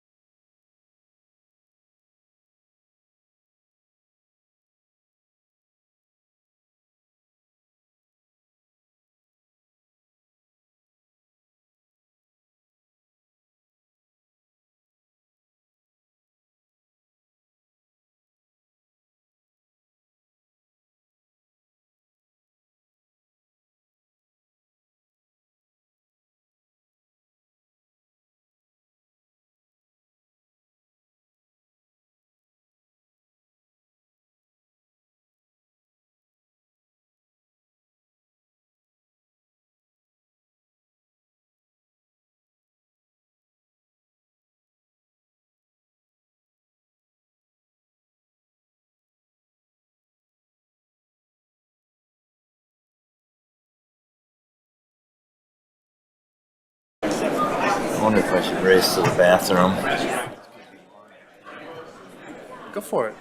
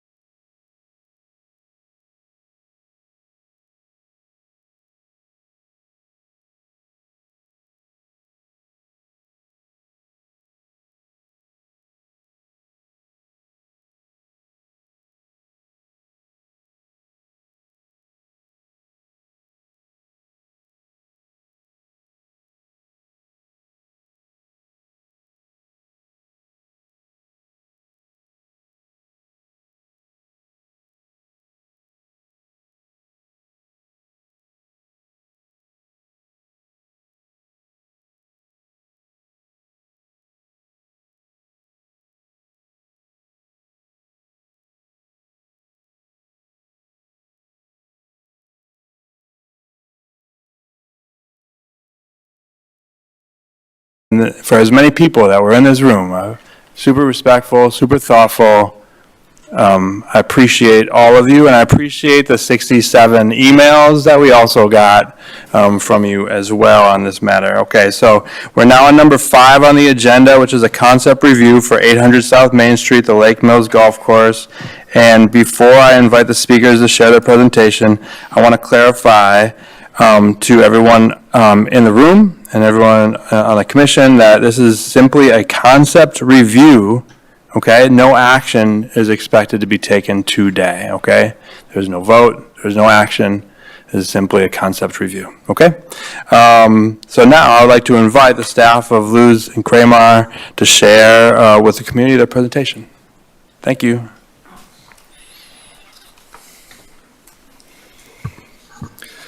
Good evening, and thanks again for the opportunity to speak tonight. My name is Greg Luce. I'm the owner of Luce Homes in Graymar, my land acquisition and development company. Luce Homes is based just down the road in Johnson Creek and has been since 1997, nearly 29 years from now. But my connection to Lake Mills goes back even further. Before I ever started my company, I went to high school here in Lake Mills. I met my wife here and then worked right here in this community as a carpenter and remodeler. Lake Mills is where I learned my trade, built relationships, and built trust. Over the years, I've had the privilege of contributing to this community through building homes in the Arbor Creek subdivision, Shorewood Hills, Crestview Meadows, additions to Brookstone Meadows, and the Tyranina Point subdivision. Through all this work, one thing has become very clear to me. Lake Mills can benefit from more new single-family homes, as we're down to one more lot in the Brookstone Meadows additions. That's not just my perspective as a builder. I've heard it directly from community leaders, from realtors, from families who want to live here but can't find the right home. That's why I assembled a team and began exploring a responsible solution for this property that has been on the market. I believe that this property has had 3 different owners over the past 20 years, and it has been on the market for 5 years with no viable, sustainable plan that has come to the table. After entering a contract to purchase it, my first priority was to gather community feedback, which we did. My efforts and my ongoing commitment is to bring forward a future for this site that balances the concerns of the neighbors with the long-term needs of the community, while still being financially viable for the city.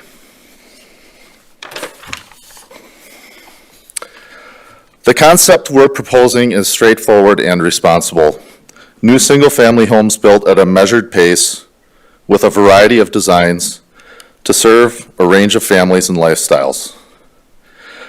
We are not proposing multifamily buildings. We are not proposing rental apartments. And out of respect for the history of this site and the feedback we've heard, we are not trying to maximize the density the way another developer might. We also aim to make the clubhouse available on the market to a quality restaurant operator who can bring new life and community value to that space. And importantly, we are offering a, I would say, super substantial green space reserve, which you'll find more out about shortly, to the city, land that can be preserved as parkland or potential use by another group with a vision for a 9-hole course. We are not asking for TIF money. We are not asking for TID money. My current plan does not include asking for tax dollars. This is private sector dollars. We're simply offering a path forward for a property that is at real risk of becoming unsightly if nothing is done. In closing, I want to emphasize to the Planning Commission that I'm not here to fight with this community. That has never been my intention. I'm here because this property is at a critical point in its life cycle. There may not appear to be a problem today, but there very likely will be if the course continues to sit vacant and eventually becomes a blighted property. My goal is to offer a balanced, realistic plan before that happens. A plan that aligns with the land use principles you're tasked with evaluating, responsible growth, compatible use, and long-term community benefit. This proposal brings the single-family housing Lake Mills has been asking for, preserves substantial green space, and meaningfully strengthens the city's future tax base. This is not about pushing something onto the community. It's about working with the community and with the Plan Commission to give the site a responsible, sustainable path forward. I believe this approach respects the concerns you've heard, addresses future challenges before they arrive, and provides a solution that fits the character and needs of Lake Mills. Thank you for your time and for the work you guys do on behalf of the city. Next, Katie Koala will come up.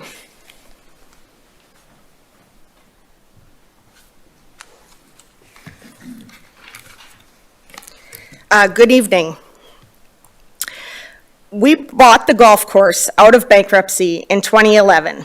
We really liked the previous owners, and we tried regularly to frequent their business, as it was very obvious they had very little community support. But since we took over, we too have struggled to turn this business around. From 2012 to 2024, we have had a net income of negative $1.2 million. And I did bring the P&Ls. If anybody in this room would like to see them, I'm happy to show them to anybody. This number also doesn't include the original $675,000 purchase price or the $1.7 million in improvements we made to the property in 2011. So in total, we have realized $3.6 million in losses just trying to run this golf course. In the beginning of our losses were more substantial, but we did manage to stem the bleeding a bit. For example, a few years in, we realized we would lose at least $40,000 less a year by closing the restaurant in the winter and only running seasonally. By then, it was clear that most of our new business we were bringing in was from out of town, and these customers were less likely to travel to Lake Mills in the winter. But last fall, we hit a final wall, and that wall is our irrigation system. We had an electrical fire in our pump house at the end of last season that spread to at least 2 of our satellite boxes on the golf course. The estimate to replace the pump house and boxes is $500,000. We also need to replace the rest of our aging irrigation system, which is estimated at an additional $1.25 to $1.5 million. And these numbers do not even include the installation. Knowing that we couldn't pay for this upgrade or even come close to seeing a profit from this place until we were in our 80s or older, it is obvious that this business is not economically feasible. We also know that there is not a golf course owner around that would see the massive losses we have incurred and the substantial costs to upgrade the irrigation system who would take on this project at this point. Additionally, it is important to know that the longer a golf course sits unmaintained, the more substantial the cost is to bring it back. That is why hearing about a closed golf course reopening is just slightly less unique than a unicorn sighting. My husband and I finished throwing good money after bad. So now the golf course will sit closed and sit as 140 useless acres in the middle of Lake Mills if the rezoning doesn't pass. It is our private property, and it is not a public park, as many people seem to think and that you've heard tonight. So we will not allow anybody public access to the land because it's our right as a private property and a business owner. I see Save the Golf Course signs all around the course, but what are they saving? We have already announced that we are permanently closed as of last season. We offered the homeowners a chance to form an association to permanently keep the golf course in 2020, and they turned us down flat. The developers have stated many times that they are willing to sell half the land to them to open a golf course, and no one has called them about this. Currently, their only idea to save the golf course is to try to persuade you to block rezoning. And frankly, what does that do? An overgrown golf course in the middle of town doesn't do anyone any good, and it certainly won't help anybody with their property values. The best thing for Lake Mills would be to create an additional housing rather than having overgrown land. We feel Loose Homes is the right developer to create this vibrant new neighborhood in this community. They have gone above and beyond to work with the neighbors on what they would like to see. I have been listening to public comments and reading social media posts, and the biggest complaint is the loss of green space.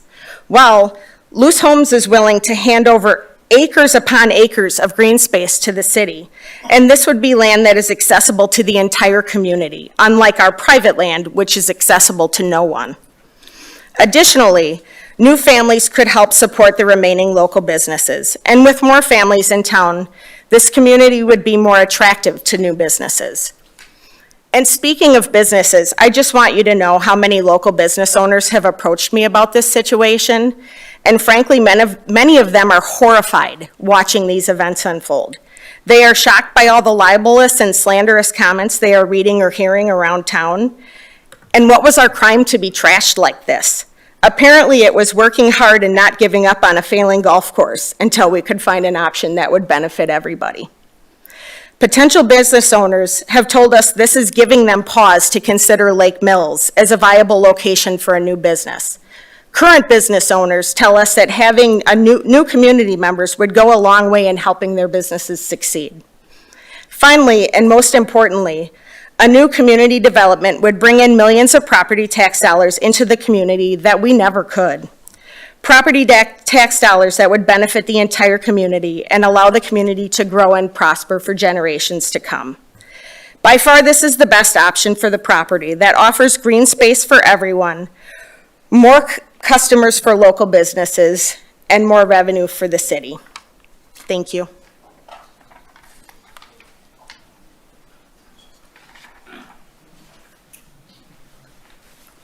Next will be Mary Claire. I believe a lot of you have seen her in her door knocking campaign. I lowered the mic for you. That's supposed to be fun. Good evening. I'm Mary Claire Lancer. My firm is Lancer Public Affairs. I've been working with community outreach since 1999, hired by real estate developers to speak with nearest neighbors, presenting a proposal and asking for reactions, quite like a survey. This is quite low tech. I have an information binder. This is the very binder I had with me as I visited 163 homes. I showed people, as I said, as little or as much as they cared to see. I wrote down their comments on these index cards. Again, super low-tech. Whatever people said to me was written on these cards. I also gave people an invitation to the December 17 information meeting. When I didn't find people home, I left it at their doors. Looks like this. I said, I know a little bit about a lot, but if you come to this meeting, you'll meet the experts and get your questions answered. So I visited over 163 homes. Within those homes, I met and spoke with people at 75 of them between November 15 and November 22nd. Visits lasted anywhere between a few minutes to an hour and a half. I stood in a lot of backyards to better appreciate their viewpoints, literally and figuratively. This level of outreach is neither required nor typical. It is honest and respectful, and I carefully wrote down whatever someone said. It seemed to be appreciated except by 3 people. There was immediately sadness about the possibility that the golf course could become something different. The very first day I was talking with people, no one had heard this yet. By the second day, everyone had heard it. Most people couldn't conceive of the golf course not continuing, even as they know that the owners were struggling and that the course has been for sale for several years. David Werning and his team saw earlier drafts of my report and have taken steps to address concerns and suggestions to arrive at the concept that you will be looking at shortly. You may not hear much of this, but some neighbors told me that they would support this proposal because if the use were to ever change, single-family homes would be best. And people mentioned what they would not want, which you probably can imagine already. As happens in controversial situations like this one, people who are satisfied with the proposed development don't want to voice this in front of neighbors who are opposed. They are afraid to speak at public meetings. This is really kind of daunting to stand up here. Or express their open-mindedness about the future of the golf course. I want to assure you that I respect residents and am grateful they shared their thoughts. A one-on-one conversation at someone's kitchen table is much different than those spoken at a public meeting like this. My door-to-door report has been submitted to the city and as such is public record for anyone to see. As I look at that report, which is dated January 19, I can visualize so many individual speakers. They ranged from people who want Lake Mills to stay exactly as it is. No more homes, no new people moving here, even saying they'd rather pay more taxes to not having anything change. To others, including one young couple on Pinnacle who said, families need places to live, and we will have new neighbors, and it will be fine. Thank you.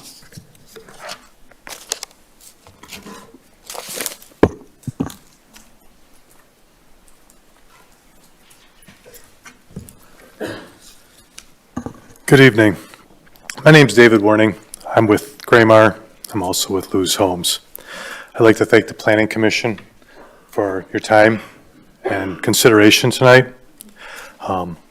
Before we present the concept plan we have and answer any questions that you may have, I want to make sure you understand that we don't take lightly what we're asking for here. I think many people are viewing this as a choice between a golf course and a housing development. That's why we had Mary Claire reach out before we even presented something to the city. We wanted feedback, we wanted input, we wanted to share a general plan that people could say, I like this, I don't like this, could we change this? That's also why we had the community meeting that she spoke of, that she invited to. At that meeting, we answered many questions. I submitted all them questions to the Plan Commission, should be part of the public record as well. And I tried to provide answers. I think I missed a few of them that night, but they're all there answered now. At that meeting, I gave out my phone number, and I encouraged people to call me if they thought of something after the fact, if they had other questions after the fact. 2 people called me. I had a third person seek me out in public, and a 4th person reached out to us through our website who I spoke with.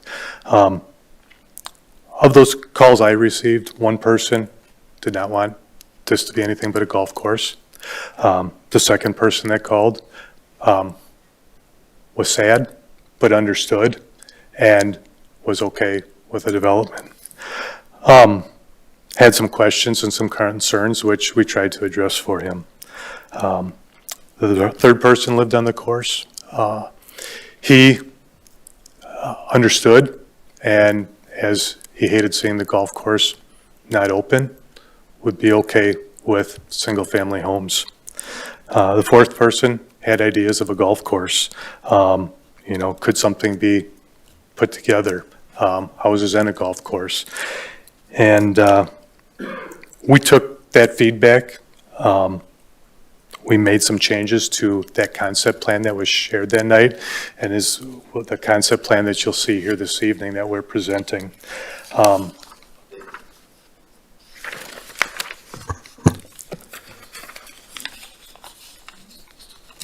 From the beginning, our vision too was to incorporate golf of some sort with this development. We had hoped that we would find somebody that could run 9 holes. We're not going to need all the land. We sought out golf professionals, golf developers. I had conversations. They all stopped in dead ends. There's a lot of repair that's needed. There's a cost to that. And it didn't seem to make financial sense. Our intention is to only do single-family homes on this property. Homes that follow the same restrictions that the homes that exist on the ridge now followed. The concept plan we're going to show this evening, and I don't know, Dustin, can you put up the whole thing? One of the feedback we got is, what about the other side of Pinnacle Drive? We decided we wanted to show that this evening. This plan here, I believe, is somewhere around 155 lots. What we need to do with this development is 150 to 160 lots. The rest of the land, we're willing to dedicate as parkland to the city. We can incorporate walking trails in there. If there was a viable person interested in running the golf course, if the city wanted to run the golf course, I understand. There is upwards of about 80 acres shown here that could be green space, could be used as a golf course. We're not a golf course developer, but some research I did, you could run a par 3 or a 9-hole golf course on 80 acres. This 80 acres, like I said, we're willing to donate as parkland. As Greg mentioned earlier, we heard there's a need, people would like to see the restaurant be open. We plan to keep that a separate parcel that could be sold off and operated as a restaurant, a supper club, which we've heard and I believe was needed on this side of town. We've heard from other city meetings that there is a need for housing in this community from city officials and people in the community. The city's own comprehensive plan speaks to that. Homes would bring more support of local businesses. We did a study. It showed us that, and it was very conservative numbers that we used. Over a 10-year period, just the first section, not the outside, would bring in the neighborhood of $12 million of tax dollars in. Just over $5.5 million of that $12 million would be used to service those households, leaving a net benefit of $6.7 million, which is split between the county, the city, and the schools. Then the net benefit to the Lake Mills School District would be in the neighborhood of $2.9 million. The Planning Commission will be asked to make a decision on the future land use map. a question of what is the best use for this land. The memo that is attached by the city planner speaks to that comprehensive plan. And I think it states, in truth, closure of the golf course operations were not contemplated with the recent update. Perhaps they should have been.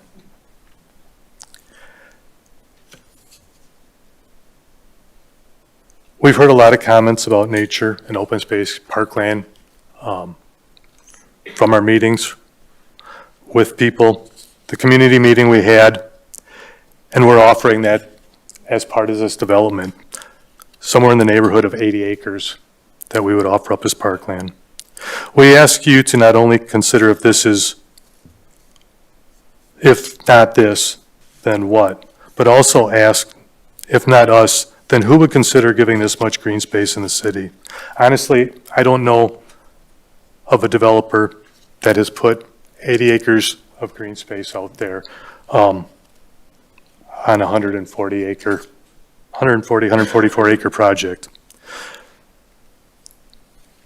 This property is located right in the middle of single-family homes, next to a school.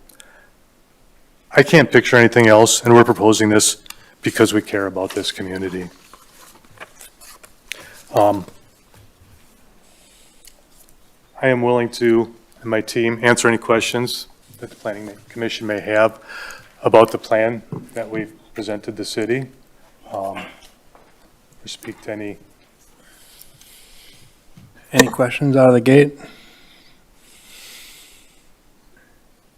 I have a question. I keep hearing comments from the community.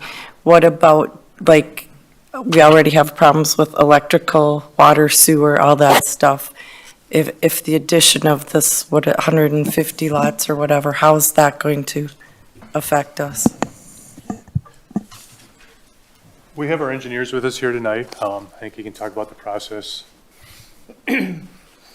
Yeah, so with any development, we'll do a study of those things for the amount that the development needs, make sure the infrastructure can handle it, and then there would be coordination with the utility districts to make sure that bigger picture, the new development can be sustained by the existing infrastructure. Any other questions? Yeah, Ms. Waters? Is there any planned traffic study? Again, we're at the concept review stage. We're here asking. That is part of the process, and a lot of what we've done is not the normal process. We've put out ideas ahead of even presenting them to you to get feedback from the community. That is part of the plan. I have reached out to the fire chief in regards to this and gotten some feedback. We have talked to staff about some of the things that we're proposing in order to get feedback from the city. Those are things that we would typically work out as we put the general development plan together for this process. So that's down the road. Is what I'm hearing is there's other things to be done. We're just not at that stage quite yet. I'm sorry, what was the question? So what I'm hearing as far as the traffic study, that's something that would be done later. We're just not at that stage quite. That's correct. At this point. Yeah, that's fair to say. And I can touch on that. So Bryce Hembrook with SEH, one of the planners on this project. So at this time, this is the conceptual review, and we have applications in for a land use plan amendment to change the land use, to request changing the land use to planned neighborhood. And then the second application that we had submitted was for a planned development district. And so typically through that process, the city would request that we go through some sort of traffic study. So I think generally we would look at the guidance from the city regarding that traffic study.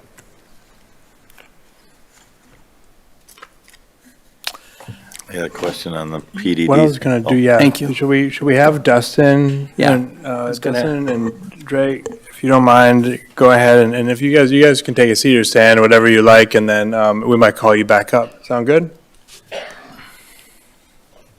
Go ahead, Dustin, take it away. Thank you. So the memo that we've provided, it's available online, kind of runs through kind of the high points of this as they've indicated. They've submitted for a process that is a land use amendment and a rezone. The first step of the rezoning process is a concept review. It's a high-level discussion of issues, layouts, code concerns, long-range plan concerns and such. One of the challenges that we've had with this is obviously we have planned for this area to be a golf course for a long time. I've been with you for 20 years. We've done 2 plan updates in those 20 years.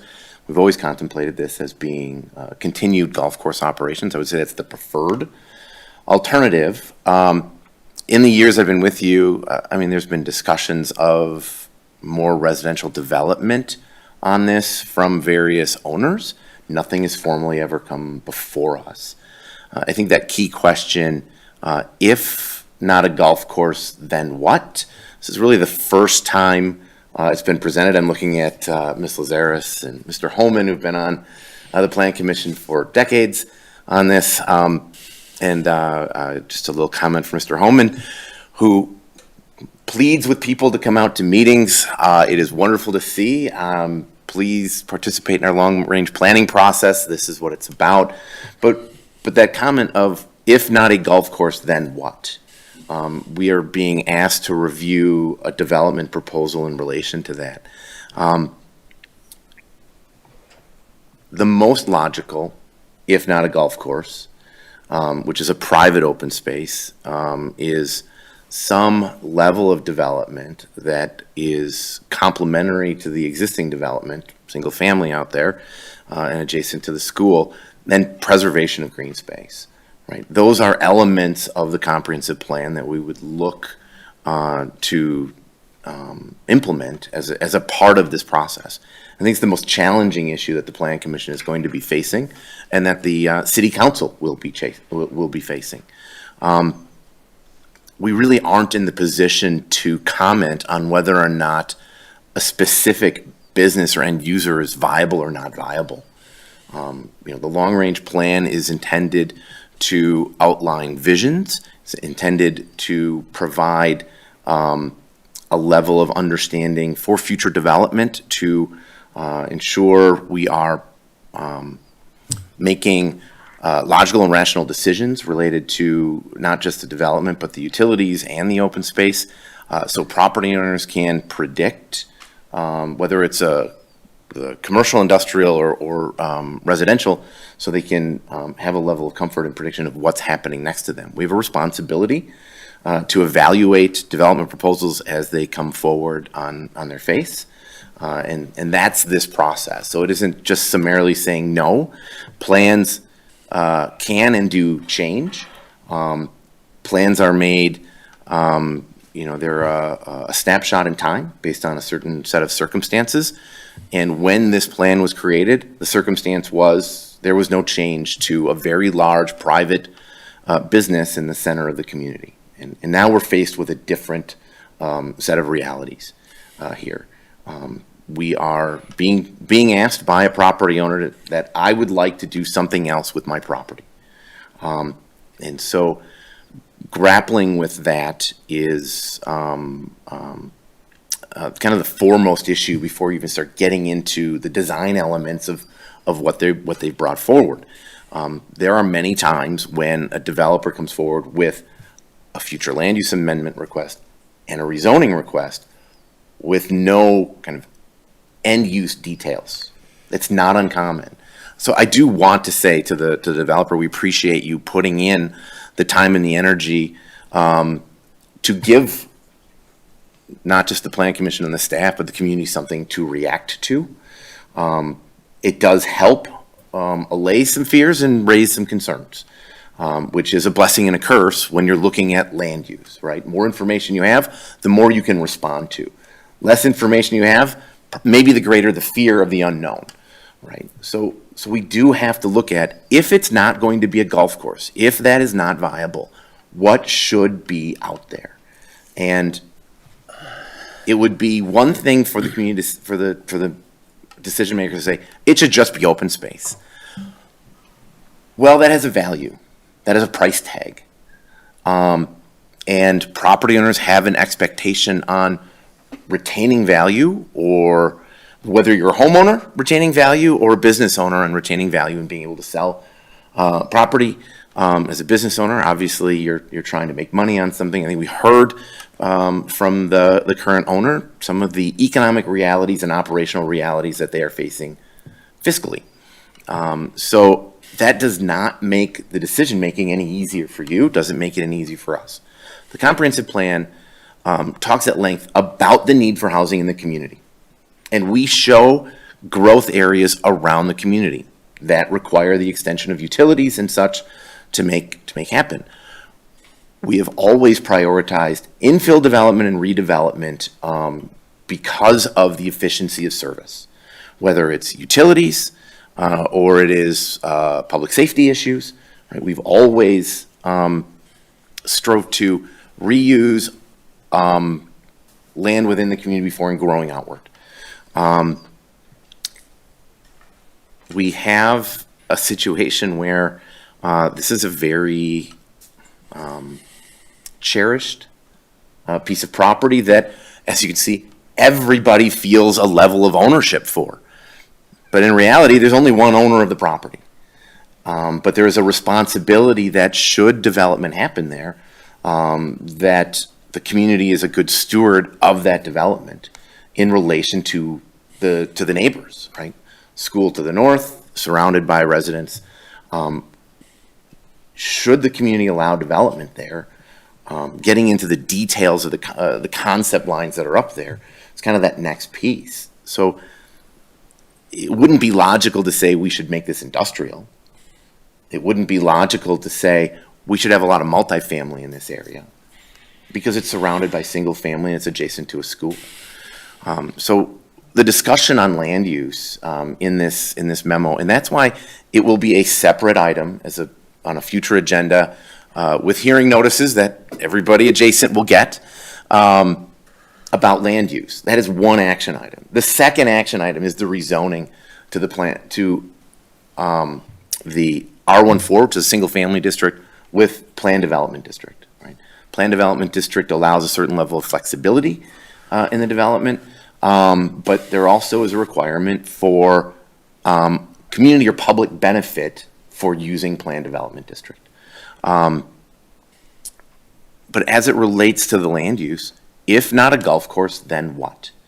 I can't say, city, you should buy this property as green space. That is absolutely an option to look at, that a property owner could sell it to the community for green space at whatever value is determined. In this case, they have contracted with a developer who is looking to balance future development that aligns with the adjacent land uses and a certain level of preservation of green space, open space, or accessibility, public accessibility to the property. So there isn't a silver bullet on this issue. You are going to be tasked with, if this is not going to be a golf course, what should it be? And in truth, the most logical thing is single-family development out here. That does not mean it's the most popular, but also a property owner isn't entitled to a change because they want one. Those issues were raised here. It is something that you will have to evaluate and determine what's in the best interest of the community. So that's kind of the first piece of the process.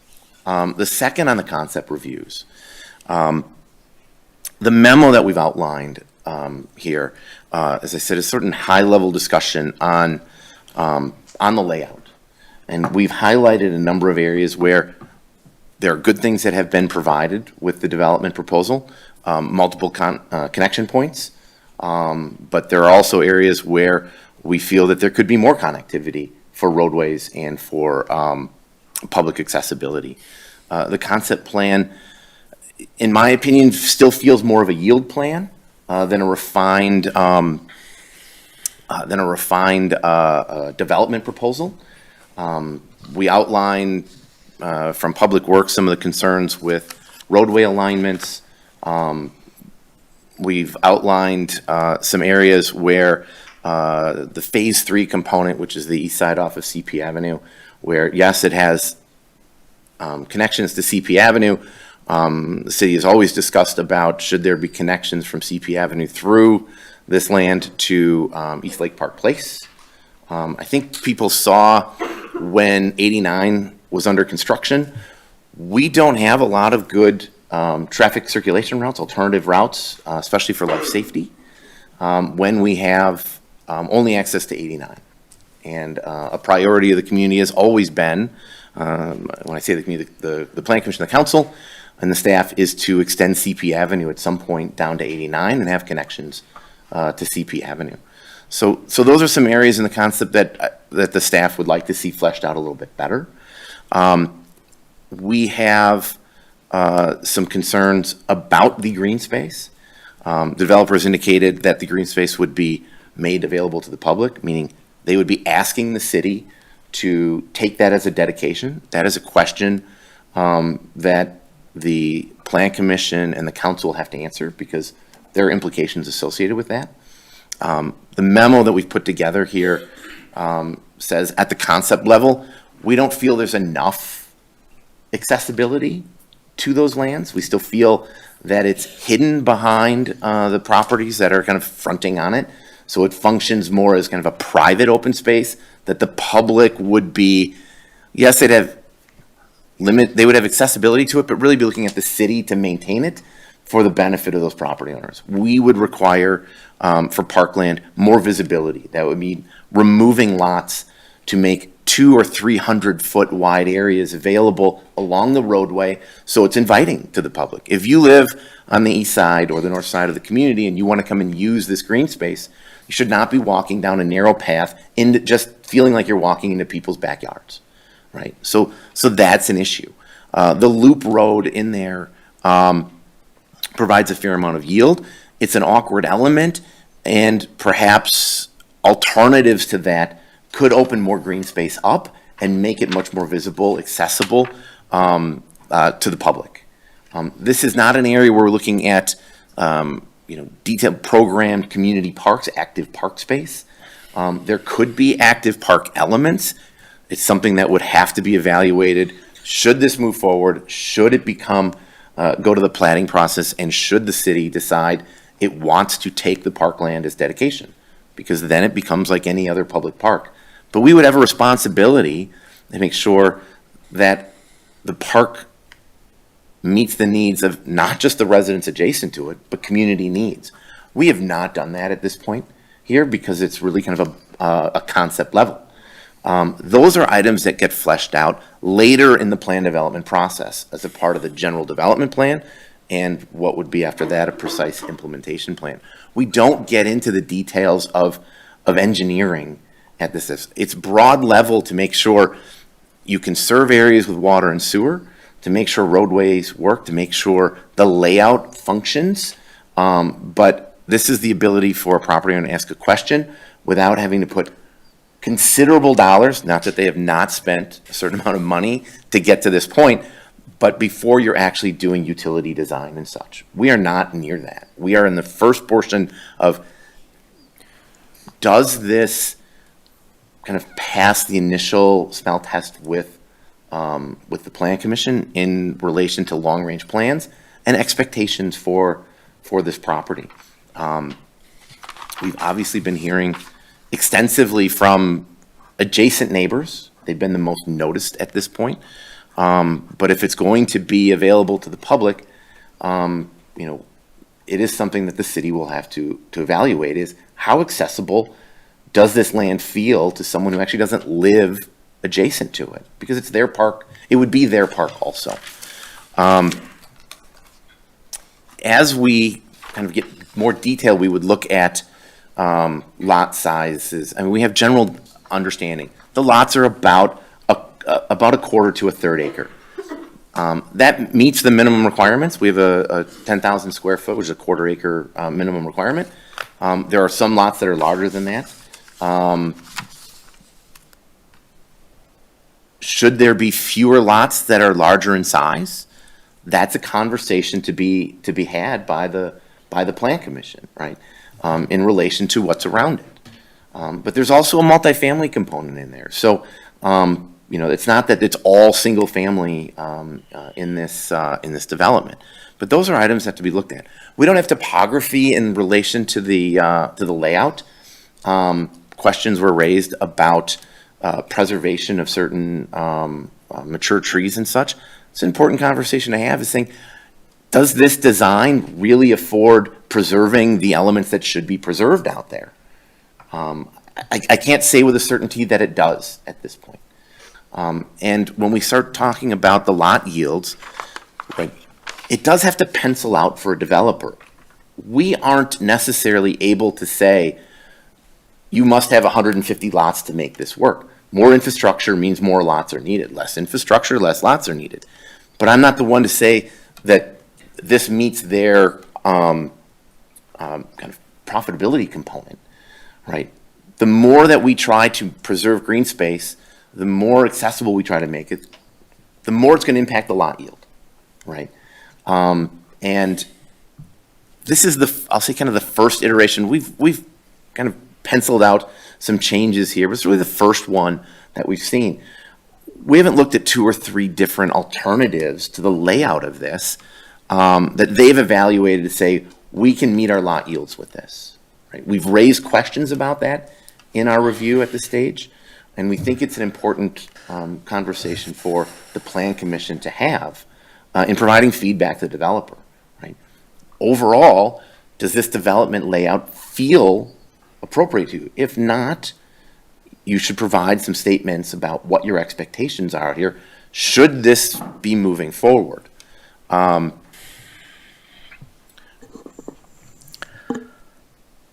When we are getting into utility, there are some utility comments in here that some parts of Phase 3 kind of are in conflict with some of the known utilities out there. Those are things that will need to be rectified.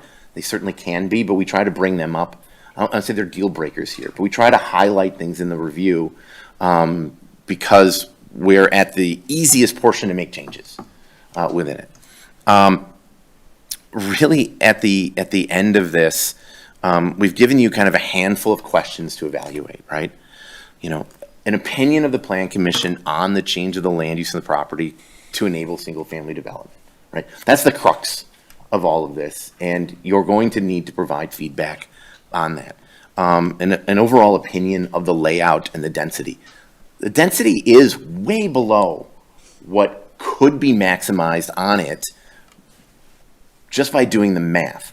The land itself does not allow the greatest amount of single family out there. You are limited by topography, stormwater needs, roadways, right? You're never going to get to the maximum amount that could be allowed under the code, right? The opinion on green space.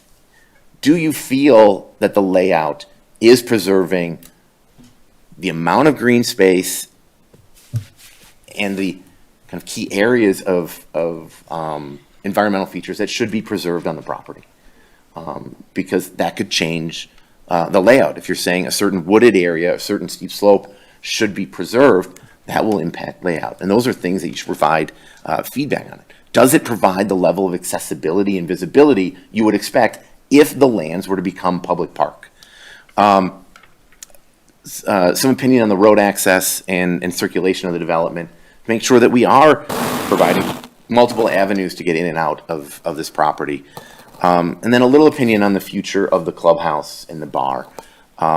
They would be asking for an exception to the planned development district to allow for that to be retained and viable in the future. So I know it's a lot to grapple with, and I can answer any questions you have, but really that's what feedback is kind of necessary at this time to the developer.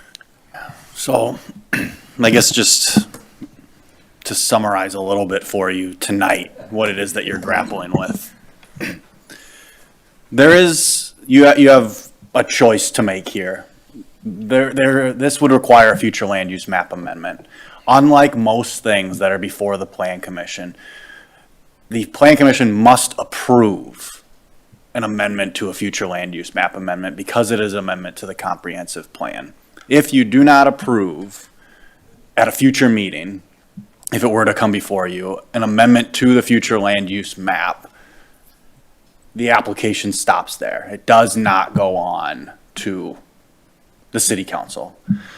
If the future land use map amendment was approved, you then deal with the zoning change of it. You can only change the zoning of a property as long as it is consistent with your future land use map. So that's why the future land use map has to occur first. That's why your discussion and desires about the land use of the property have to come first. The zoning change is a recommendation from Plan Commission for final approval by the city council. There's kind of two things two questions that you might have. One, is a property owner entitled to a future land use map amendment or to a zoning change? The answer is no. The other piece of it is, and this answer may be obvious to you, can the city require a business to remain open or require a business to sell? That answer is also no. So what you're really grappling with is whether you think single-family home development is desirable or appropriate for this. If the answer is no, then you would reject the future land use map amendment. But to manage your expectations, it is not within the city's power to guarantee that it remains an operating golf course in perpetuity. It is simply not within our authority to do so. So that is what you're deciding between. To answer further the question about utilities that has come up, the city's water utility has far more capacity than is being used by the city. In years past, high users of water that used to be utility customers no longer are utility customers. The fish hatchery used to be a utility customer. They now have their own wells. They draw from Rock Lake. They're not. So that capacity that the city used to have to provide is not necessary anymore. In businesses such as Hamlin that used to be a large water user are no longer in operation. And so there is excess capacity within the city's water utility. And so that is not, city's water utility is not an impediment to development.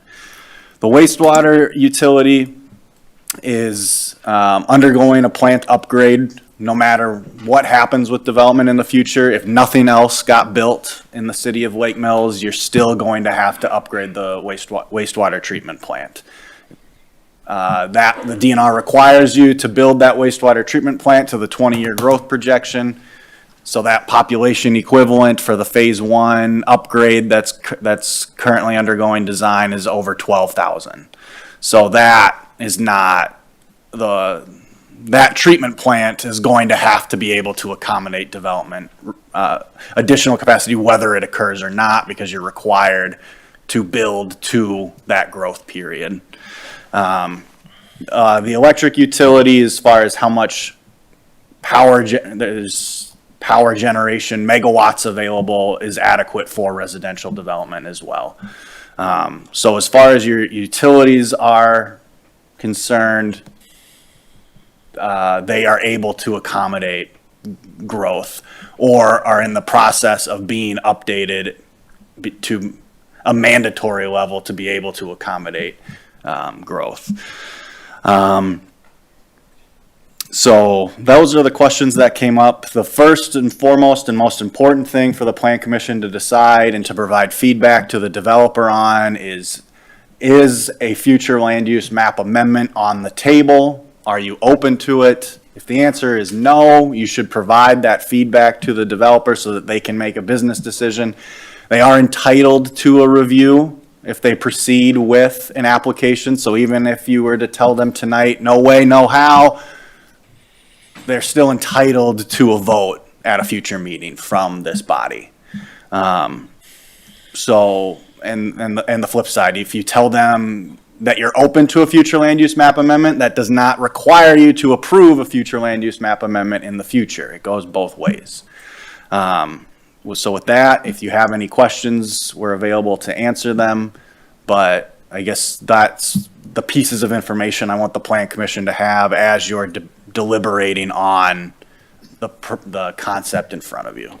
Steve had a question about the PDD. Yes. Wow. Right? Yeah, I do, yeah. First of all, I'd like to thank everybody. Like Dustin said, I've been on this plan commission for decades. I think I'm starting my 27th year. And I begged you people to come to this forum, stood at that podium, looked at that camera, and I appreciate that. However, this is one of the larger decisions this plan commission will make. On one hand, I see the compassion that the adjacent property owners have.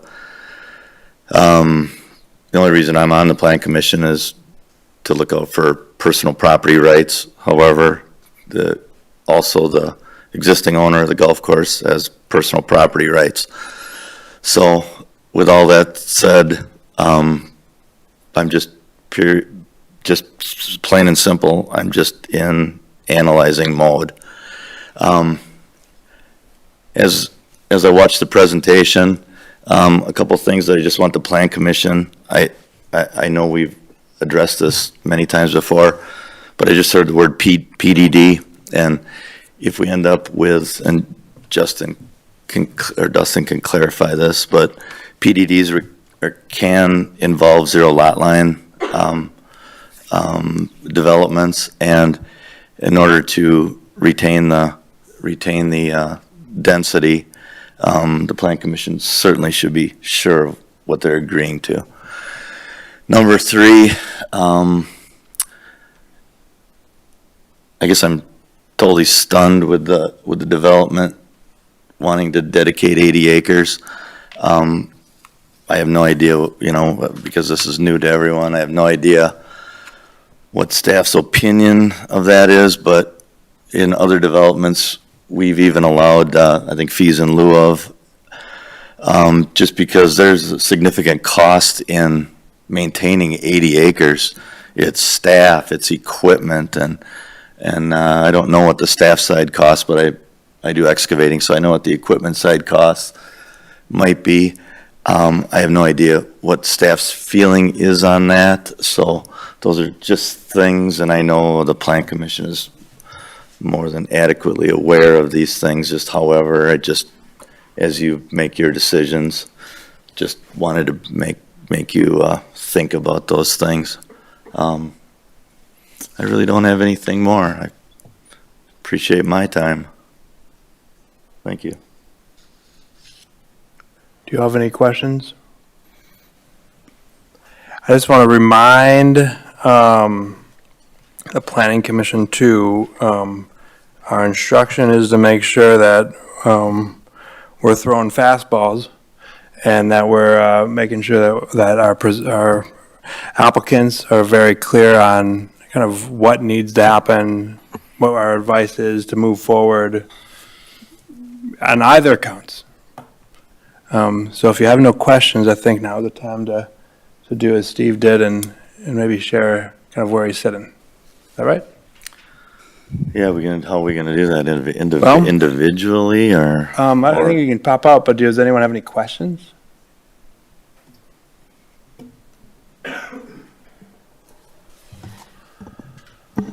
I guess I would just like a little more clarification on the 80 acres that you're talking about that would be potentially donated. Like, is it different? Was that a new, when in the memo we have from the city, they talk about 20 acres repeatedly. So was 80 acres just something that's new tonight? Or I don't feel like we have enough information to really evaluate if it's been such a large change to this project. I believe you're asking, and I think the planner's review was speaking of 20 acres north and west of Pinnacle Drive. Is that correct, Dustin? I don't want to speak for you. Yes, that is correct. That was just highlighting what's, I'll say, kind of the core of the development. Wasn't exactly clear if all of the remaining lands were being proposed to being dedicated in the materials provided. So the other kind of 60 acres that you're showing is south and east of Pinnacle. important to understand that some of that 20 acres in the central part includes a lot of stormwater management. Those are details that have to get sorted out because, you know, if it's part of a dedication, the city's now responsible for managing and maintaining that stormwater. That may not necessarily be something they want to do. We don't, now, we have very clear requirements on what the minimum dedication requirements are. It's about 1,400 square feet a lot, or a dwelling unit. That results in about not quite 7 acres they'd be required to dedicate if they were dedicating for a park. They're obviously proposing much, much more than that. Stormwater management doesn't really count as dedication. It has to be usable green space. So we're really getting the details on stuff, but 20 acres is the core, and then they're proposing the remaining acreage that they're showing south and east of Pinnacle. And is that like an existing 9 holes? Or, I mean, I don't know enough about looking at this map to be able to determine what you're talking about. What's remaining on the green space, would that be a 9-hole course as is, or would they have to refashion it? Right. Like, what is it? I believe there's room on the open space that there is for a 9-hole course, but we're not golf course developers. I believe there's almost 9 holes out there currently on that area. You'd probably have to relay, at least to some degree, to maintain it as a 9-hole golf course. And Mr. Holman had asked a question about the PDD, and I want to be clear. This will be single family. The reason we're doing a PDD is feedback we heard was the community citizens wanted a restaurant. They'd like to see a restaurant. It's a beautiful building. It's got a lot of room in there. So I believe currently it's not, the zoning doesn't conform for the use of the building. This would enable us to keep that as a restaurant and find a restaurant operator that would be interested in running it. I see. Right. Any other questions? I'm not sure if, sorry. If you can go to the microphone, I think, for YouTube. This is where I need help showing here on the map. I think what you wanted to see is pictorially on this aerial, physically, like if I had a red dot pointer, I should have brought Right. one. But if you could run your finger kind of around, so that's what you're trying to see, right? Right. Okay. That's what I got what you were saying, and I'll try to be loud since I'm not by the microphone, but we have shown here 3 different phases. We have phase 1, which is closest to the high school. Phase 2, which is south of that. Phase 3, this is over here. So within that phase 1 and phase 2, that's where that roughly 20 acres is talked about. So right here, we have a stormwater area proposed, as well as right here. The rest of this area would be proposed to be dedicated as green space, and, potentially some walking trails throughout, if that's the option that the city would like to go with. And then parcel 3, this would also be proposed to be dedicated as well. And I think this is the area that was stated that it could potentially fit a par 3 golf course, holes, whatever exactly that is. But generally, the green space that would be dedicated would be in these, 2 or 3 different areas. And as I think Justin or Drake had mentioned, I forgot who mentioned it, that's something that's typically kind of discussed a little bit further down the road in the process. And then could I just touch on the PDD comment regarding the 0 lot line? Is that fine with you, Chair? Yeah. Okay, perfect. So, yeah, your comment about the 0 lot line, in this proposal, we are not proposing to change the typical lot requirements that are found in the R1-4 zoning district. We are proposing to meet the minimum lot width, the typical setbacks. We are not proposing a 0 lot line approach. Now, that's something, a different developer could propose that. But PDDs are very specific to the the project that's being presented. So just want to kind of clear that up, that we are not proposing that. I was just referring to if it, I know this is all single family, but if you were proposing R3, sometimes zero lot line goes literally down the center of the same building, in duplexes. So that's where I was going with it, so. Yep. Yeah, I just want to clarify just so everyone else understood. Yep, I just didn't know where it was needed. I didn't know it was needed in the clubhouse, for that portion of the Yeah, the other presentation.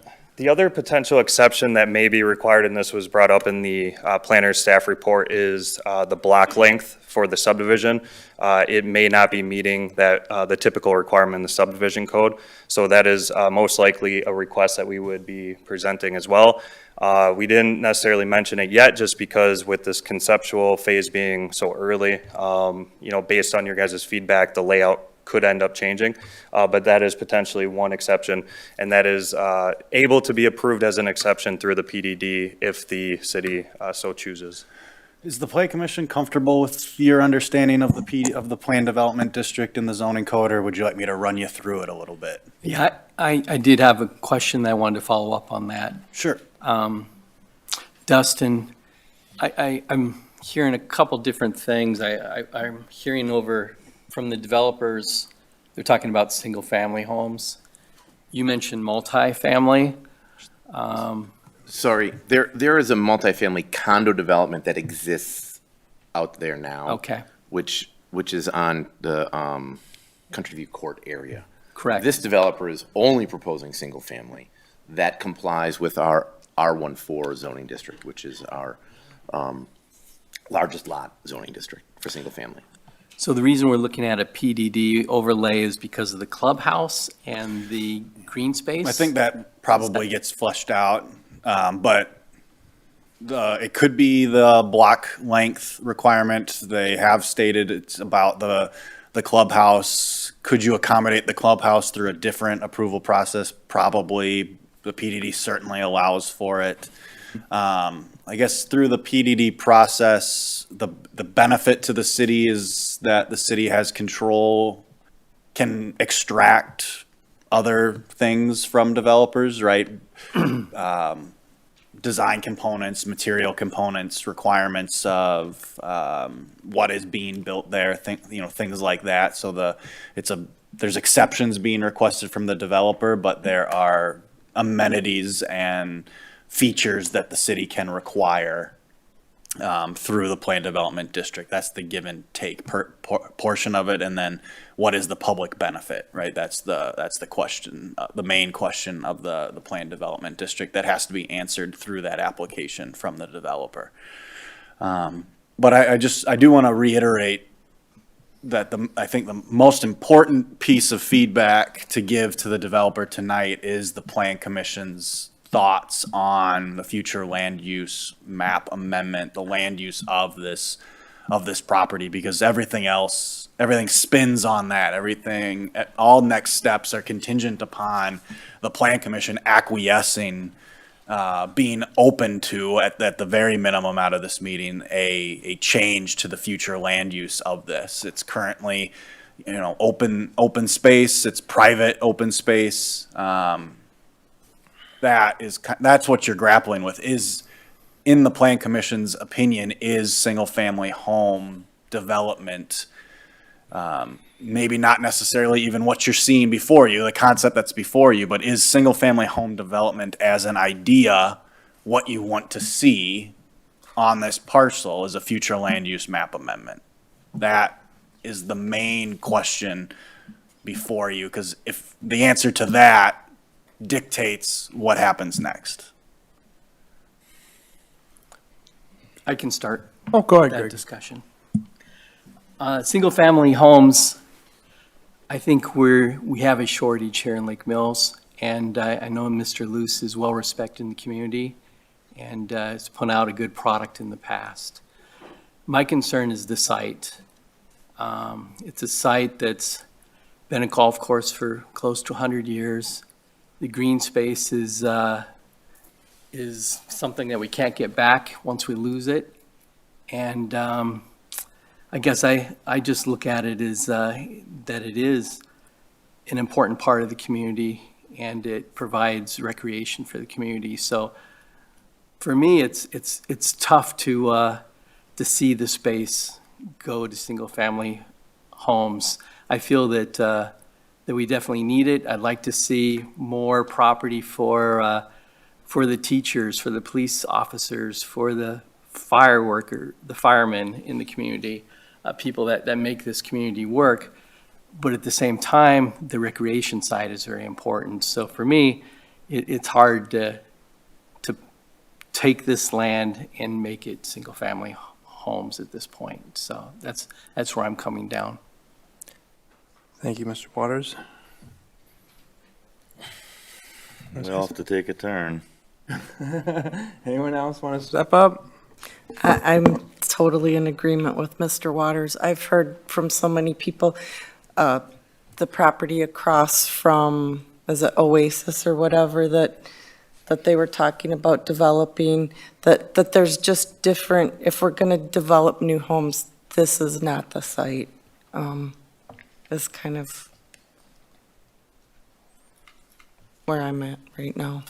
Thank you, Mark. I'm not saying I'm not willing to consider, and I'm shocked at the 80 acres as well. I didn't realize that was a consideration. So, I mean, I guess if it had to be something, single family would be it. And that's what you said, we're kind of deciding, correct?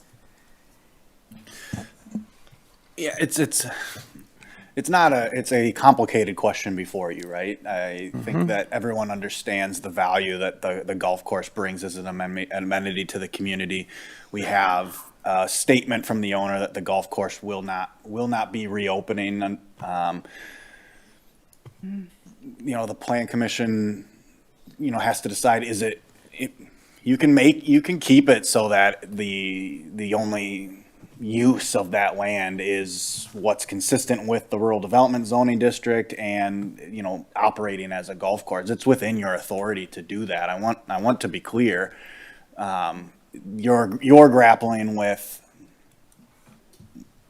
will another golf course essentially take up ownership of it and run it, and can they come to a deal for purchasing it? That's what you're grappling with. Or will it close and not reopen, and we go from there?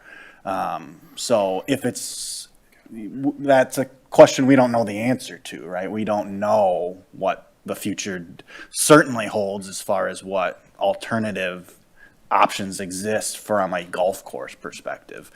As Dustin said, you certainly could engage, it could be engaged in city, you could engage the city in a discussion over it, but is that a viable alternative? That is a much deeper conversation to have about that.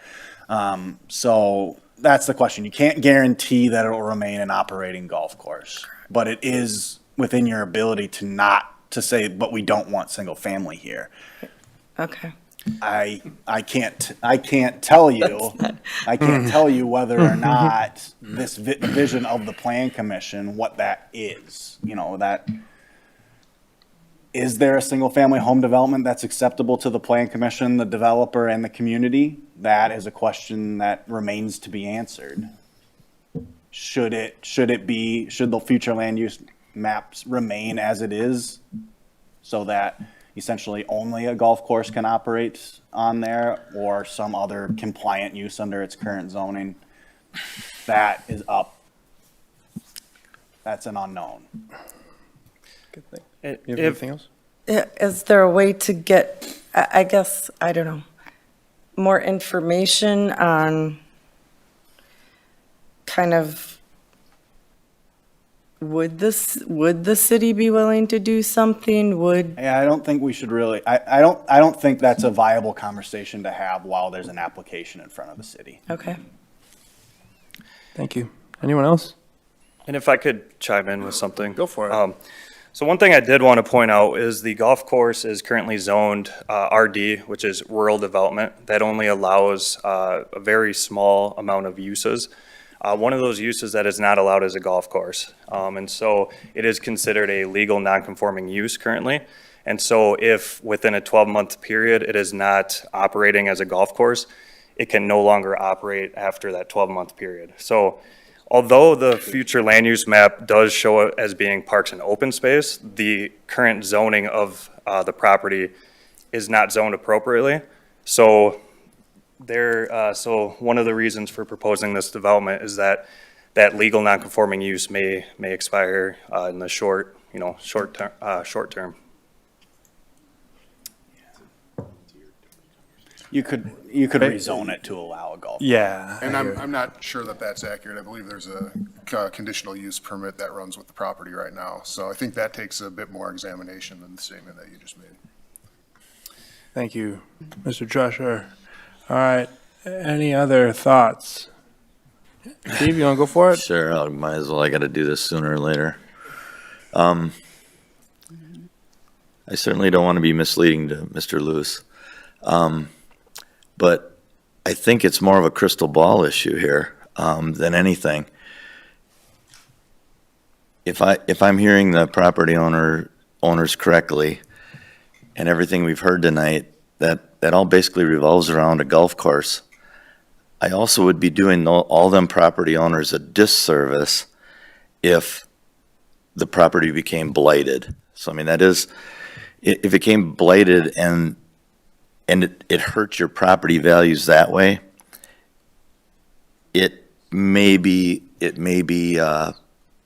really viable. However, we don't know that. We just don't know. We don't know the future. I guess my opinion at this point would be, I wouldn't want you to spend more money on going further at this point. I just don't see a way that I could support it, because it's been a golf course so long. Yeah, I wished I was more decisive, but it's not the houses per se. It's not that you haven't created wonderful developments before. It's none of that. I have some sympathy to the landowner because I run businesses and every day is not perfect. But there's a lot of homeowners that bought into this golf course community. And at this point, I don't know. I'm just telling you my honest opinion. Thank you. You always do. Thanks, Steve. One more point? Yes, Mr. Lewis. People are crunching because I wanted to make a point, but I don't know the future either. So obviously, right? But what I do know is, in the event that this property somehow, some way should be considered for development somewhere in the future, and it's not me or my company, I highly doubt it's going to be dealt with the kid gloves that I'm trying to and have been trying to deal with this with. And I know people may not want to hear me say that, but I really do think that is true, what I referred to of. Again, I'm not trying to fight anything. I'm just pointing out that other developers may not be so friendly about stuff, as far as density and all that kind of stuff. So. Thank you, Mr. Lewis. And actually, while he's pointing that out too. You have to use Is this okay, Drake? What do you think? Is back and forth? It's up to you, but, and I'm gonna go ahead and say, Katie, this is gonna be the last back and forth, and then we're gonna go ahead and. I will let you know that there have been other interests in the property, but people wanted to do like massive apartment buildings, and they wanted to just shove a bunch of homes into the space, and we were kind of not comfortable with that. So that is one of the reasons that we like Lewis. And honestly, we are not going to open, so it will become blighted property. So I guess the other thing you're going to have to think of is just that way. What's going to happen after it's not run for so long? And honestly, golf course properties that don't run, they just sit and they sit and they sit and they sit until you finally say, okay, it's time. But in the meantime, all of these property values go down, and we can't open it anymore. We don't have the financial availability to do it. Okay, Ms. Lazares? Yes, knowing what we know today, Quiet down in the audience, please. knowing what we know today, and based on what I have heard so far, what I would recommend, and I'm not saying today if I favor or if I don't favor it, however, what I recommend is that the next step to be taken would be a land use map hearing, would be to look at amending the land use map, which would be a public hearing. And at the time that this takes place, we will know more. But I think that it's fair to go to the step that is not a guarantee that ultimately there would be a land use change or a zoning change. What the zoning change they are seeking is not possible without a future land use map amendment. I would suggest that there be a public hearing for that. When that occurs, we will all know more. Yeah. It's ultimately up to the applicant whether to proceed to that stage following the concept review meeting. So that is, to be on the agenda for the February Plan Commission meeting. Notices would need to go out tomorrow to the newspaper in order to be compliant. So that's kind of the developer, the applicant will make that decision following the meeting to give the, request that their application move forward to that step, and then the city will sends out the notices as required under state statute. All right, I suppose I better say something, huh? I've read all the surveys, I've read all the inputs, I've heard your input tonight, and I tell you, I am just trying to get my hands around the whole thing. And right now, I need time to think about it. I empathize with the owners, I empathize with the owner of the golf course. It's a real major decision that we have to come to. And there'll be a lot of deliberation, I'm sure, before we do that.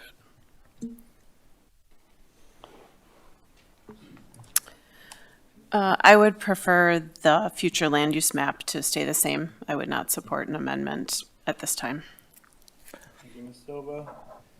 I guess to round it off, I was hoping today to come, I was hoping I was going to get a tougher decision, and it was made a little bit tougher, I would definitely say. I appreciate what you presented here. I saw, I guess the way I see it, there's 2 points to consider right today. Number one was changing the zoning from rural development to R14 for this property, and if that's in the best interest of the city. I appreciate you sharing your numbers, your business numbers. You didn't have to do that. It was a vulnerable move. I appreciate it. That was one of the things that made this a little bit tougher. If you can get past that, right? You go to number 2, and is this application the right way forward? I guess very quickly, top of mind, I just have some concerns around this core argument that this golf course simply cannot be a successful, profitable business. I'm not sold on that. Appreciate the numbers. I'm just not sold on that. And so if I can't get past that, it's tough to get to the next phase. I'm also have these concerns about everyone put it forward, but the big one is losing such a big asset to this community. And yes, maybe we didn't treat it as a big asset, but it is still a big asset, and it's right on the center of the city too. It's not like on the edge of the city. It's right in the middle, and it makes it really tough. It's an asset with history. It's an asset with meaning. It's an asset with story. It's clearly tied to a lot of people in this community. If it vanishes, it permanently vanishes. There's no other golf course that will ever be made in this town ever again. I'm pretty darn certain about that. And so right now, no, I don't think that if we made this decision right now, it would be a decision that we would be proud of 20 years from now. If we go ahead, you know, we get these proposals all the time, right? What happens if in 2 months we get a proposal from your company or another company to build on the south side of town? And we just gave up a golf course because we wanted to get more houses. Tough one to sit with. I would have a really tough time sleeping at night with that. So, if it comes down to just whether or not I support an amendment, no, I do not. I like your plan. I don't support that. So, there you go. Any other comments, questions? Do you all have any thoughts, questions for us, I guess? No, I can't go to the audience, sorry. I'm not going there. Okay. So then, that would then move us to number 6, which is next recommendation for future agenda items. Are there any from the city staff that we can anticipate? Nothing with certainty right now. We'll obviously, if, we'll speak with the developer on this item, and then if notices go out tomorrow, then this would be on the February for a, either 1 or 2 public hearings, for future land use map amendment and zoning change request. I have to review any other applications to see if anything is ready for notice, any notice requirements or anything to come out for other applications. I don't believe we have anything with certainty right now, but it's possible. Okay, thank you. I'm going to take a motion for adjournment. So moved. Second. Mr. Holman, seconded by Mr. Mason. All in favor, say aye. Aye. All opposed, no.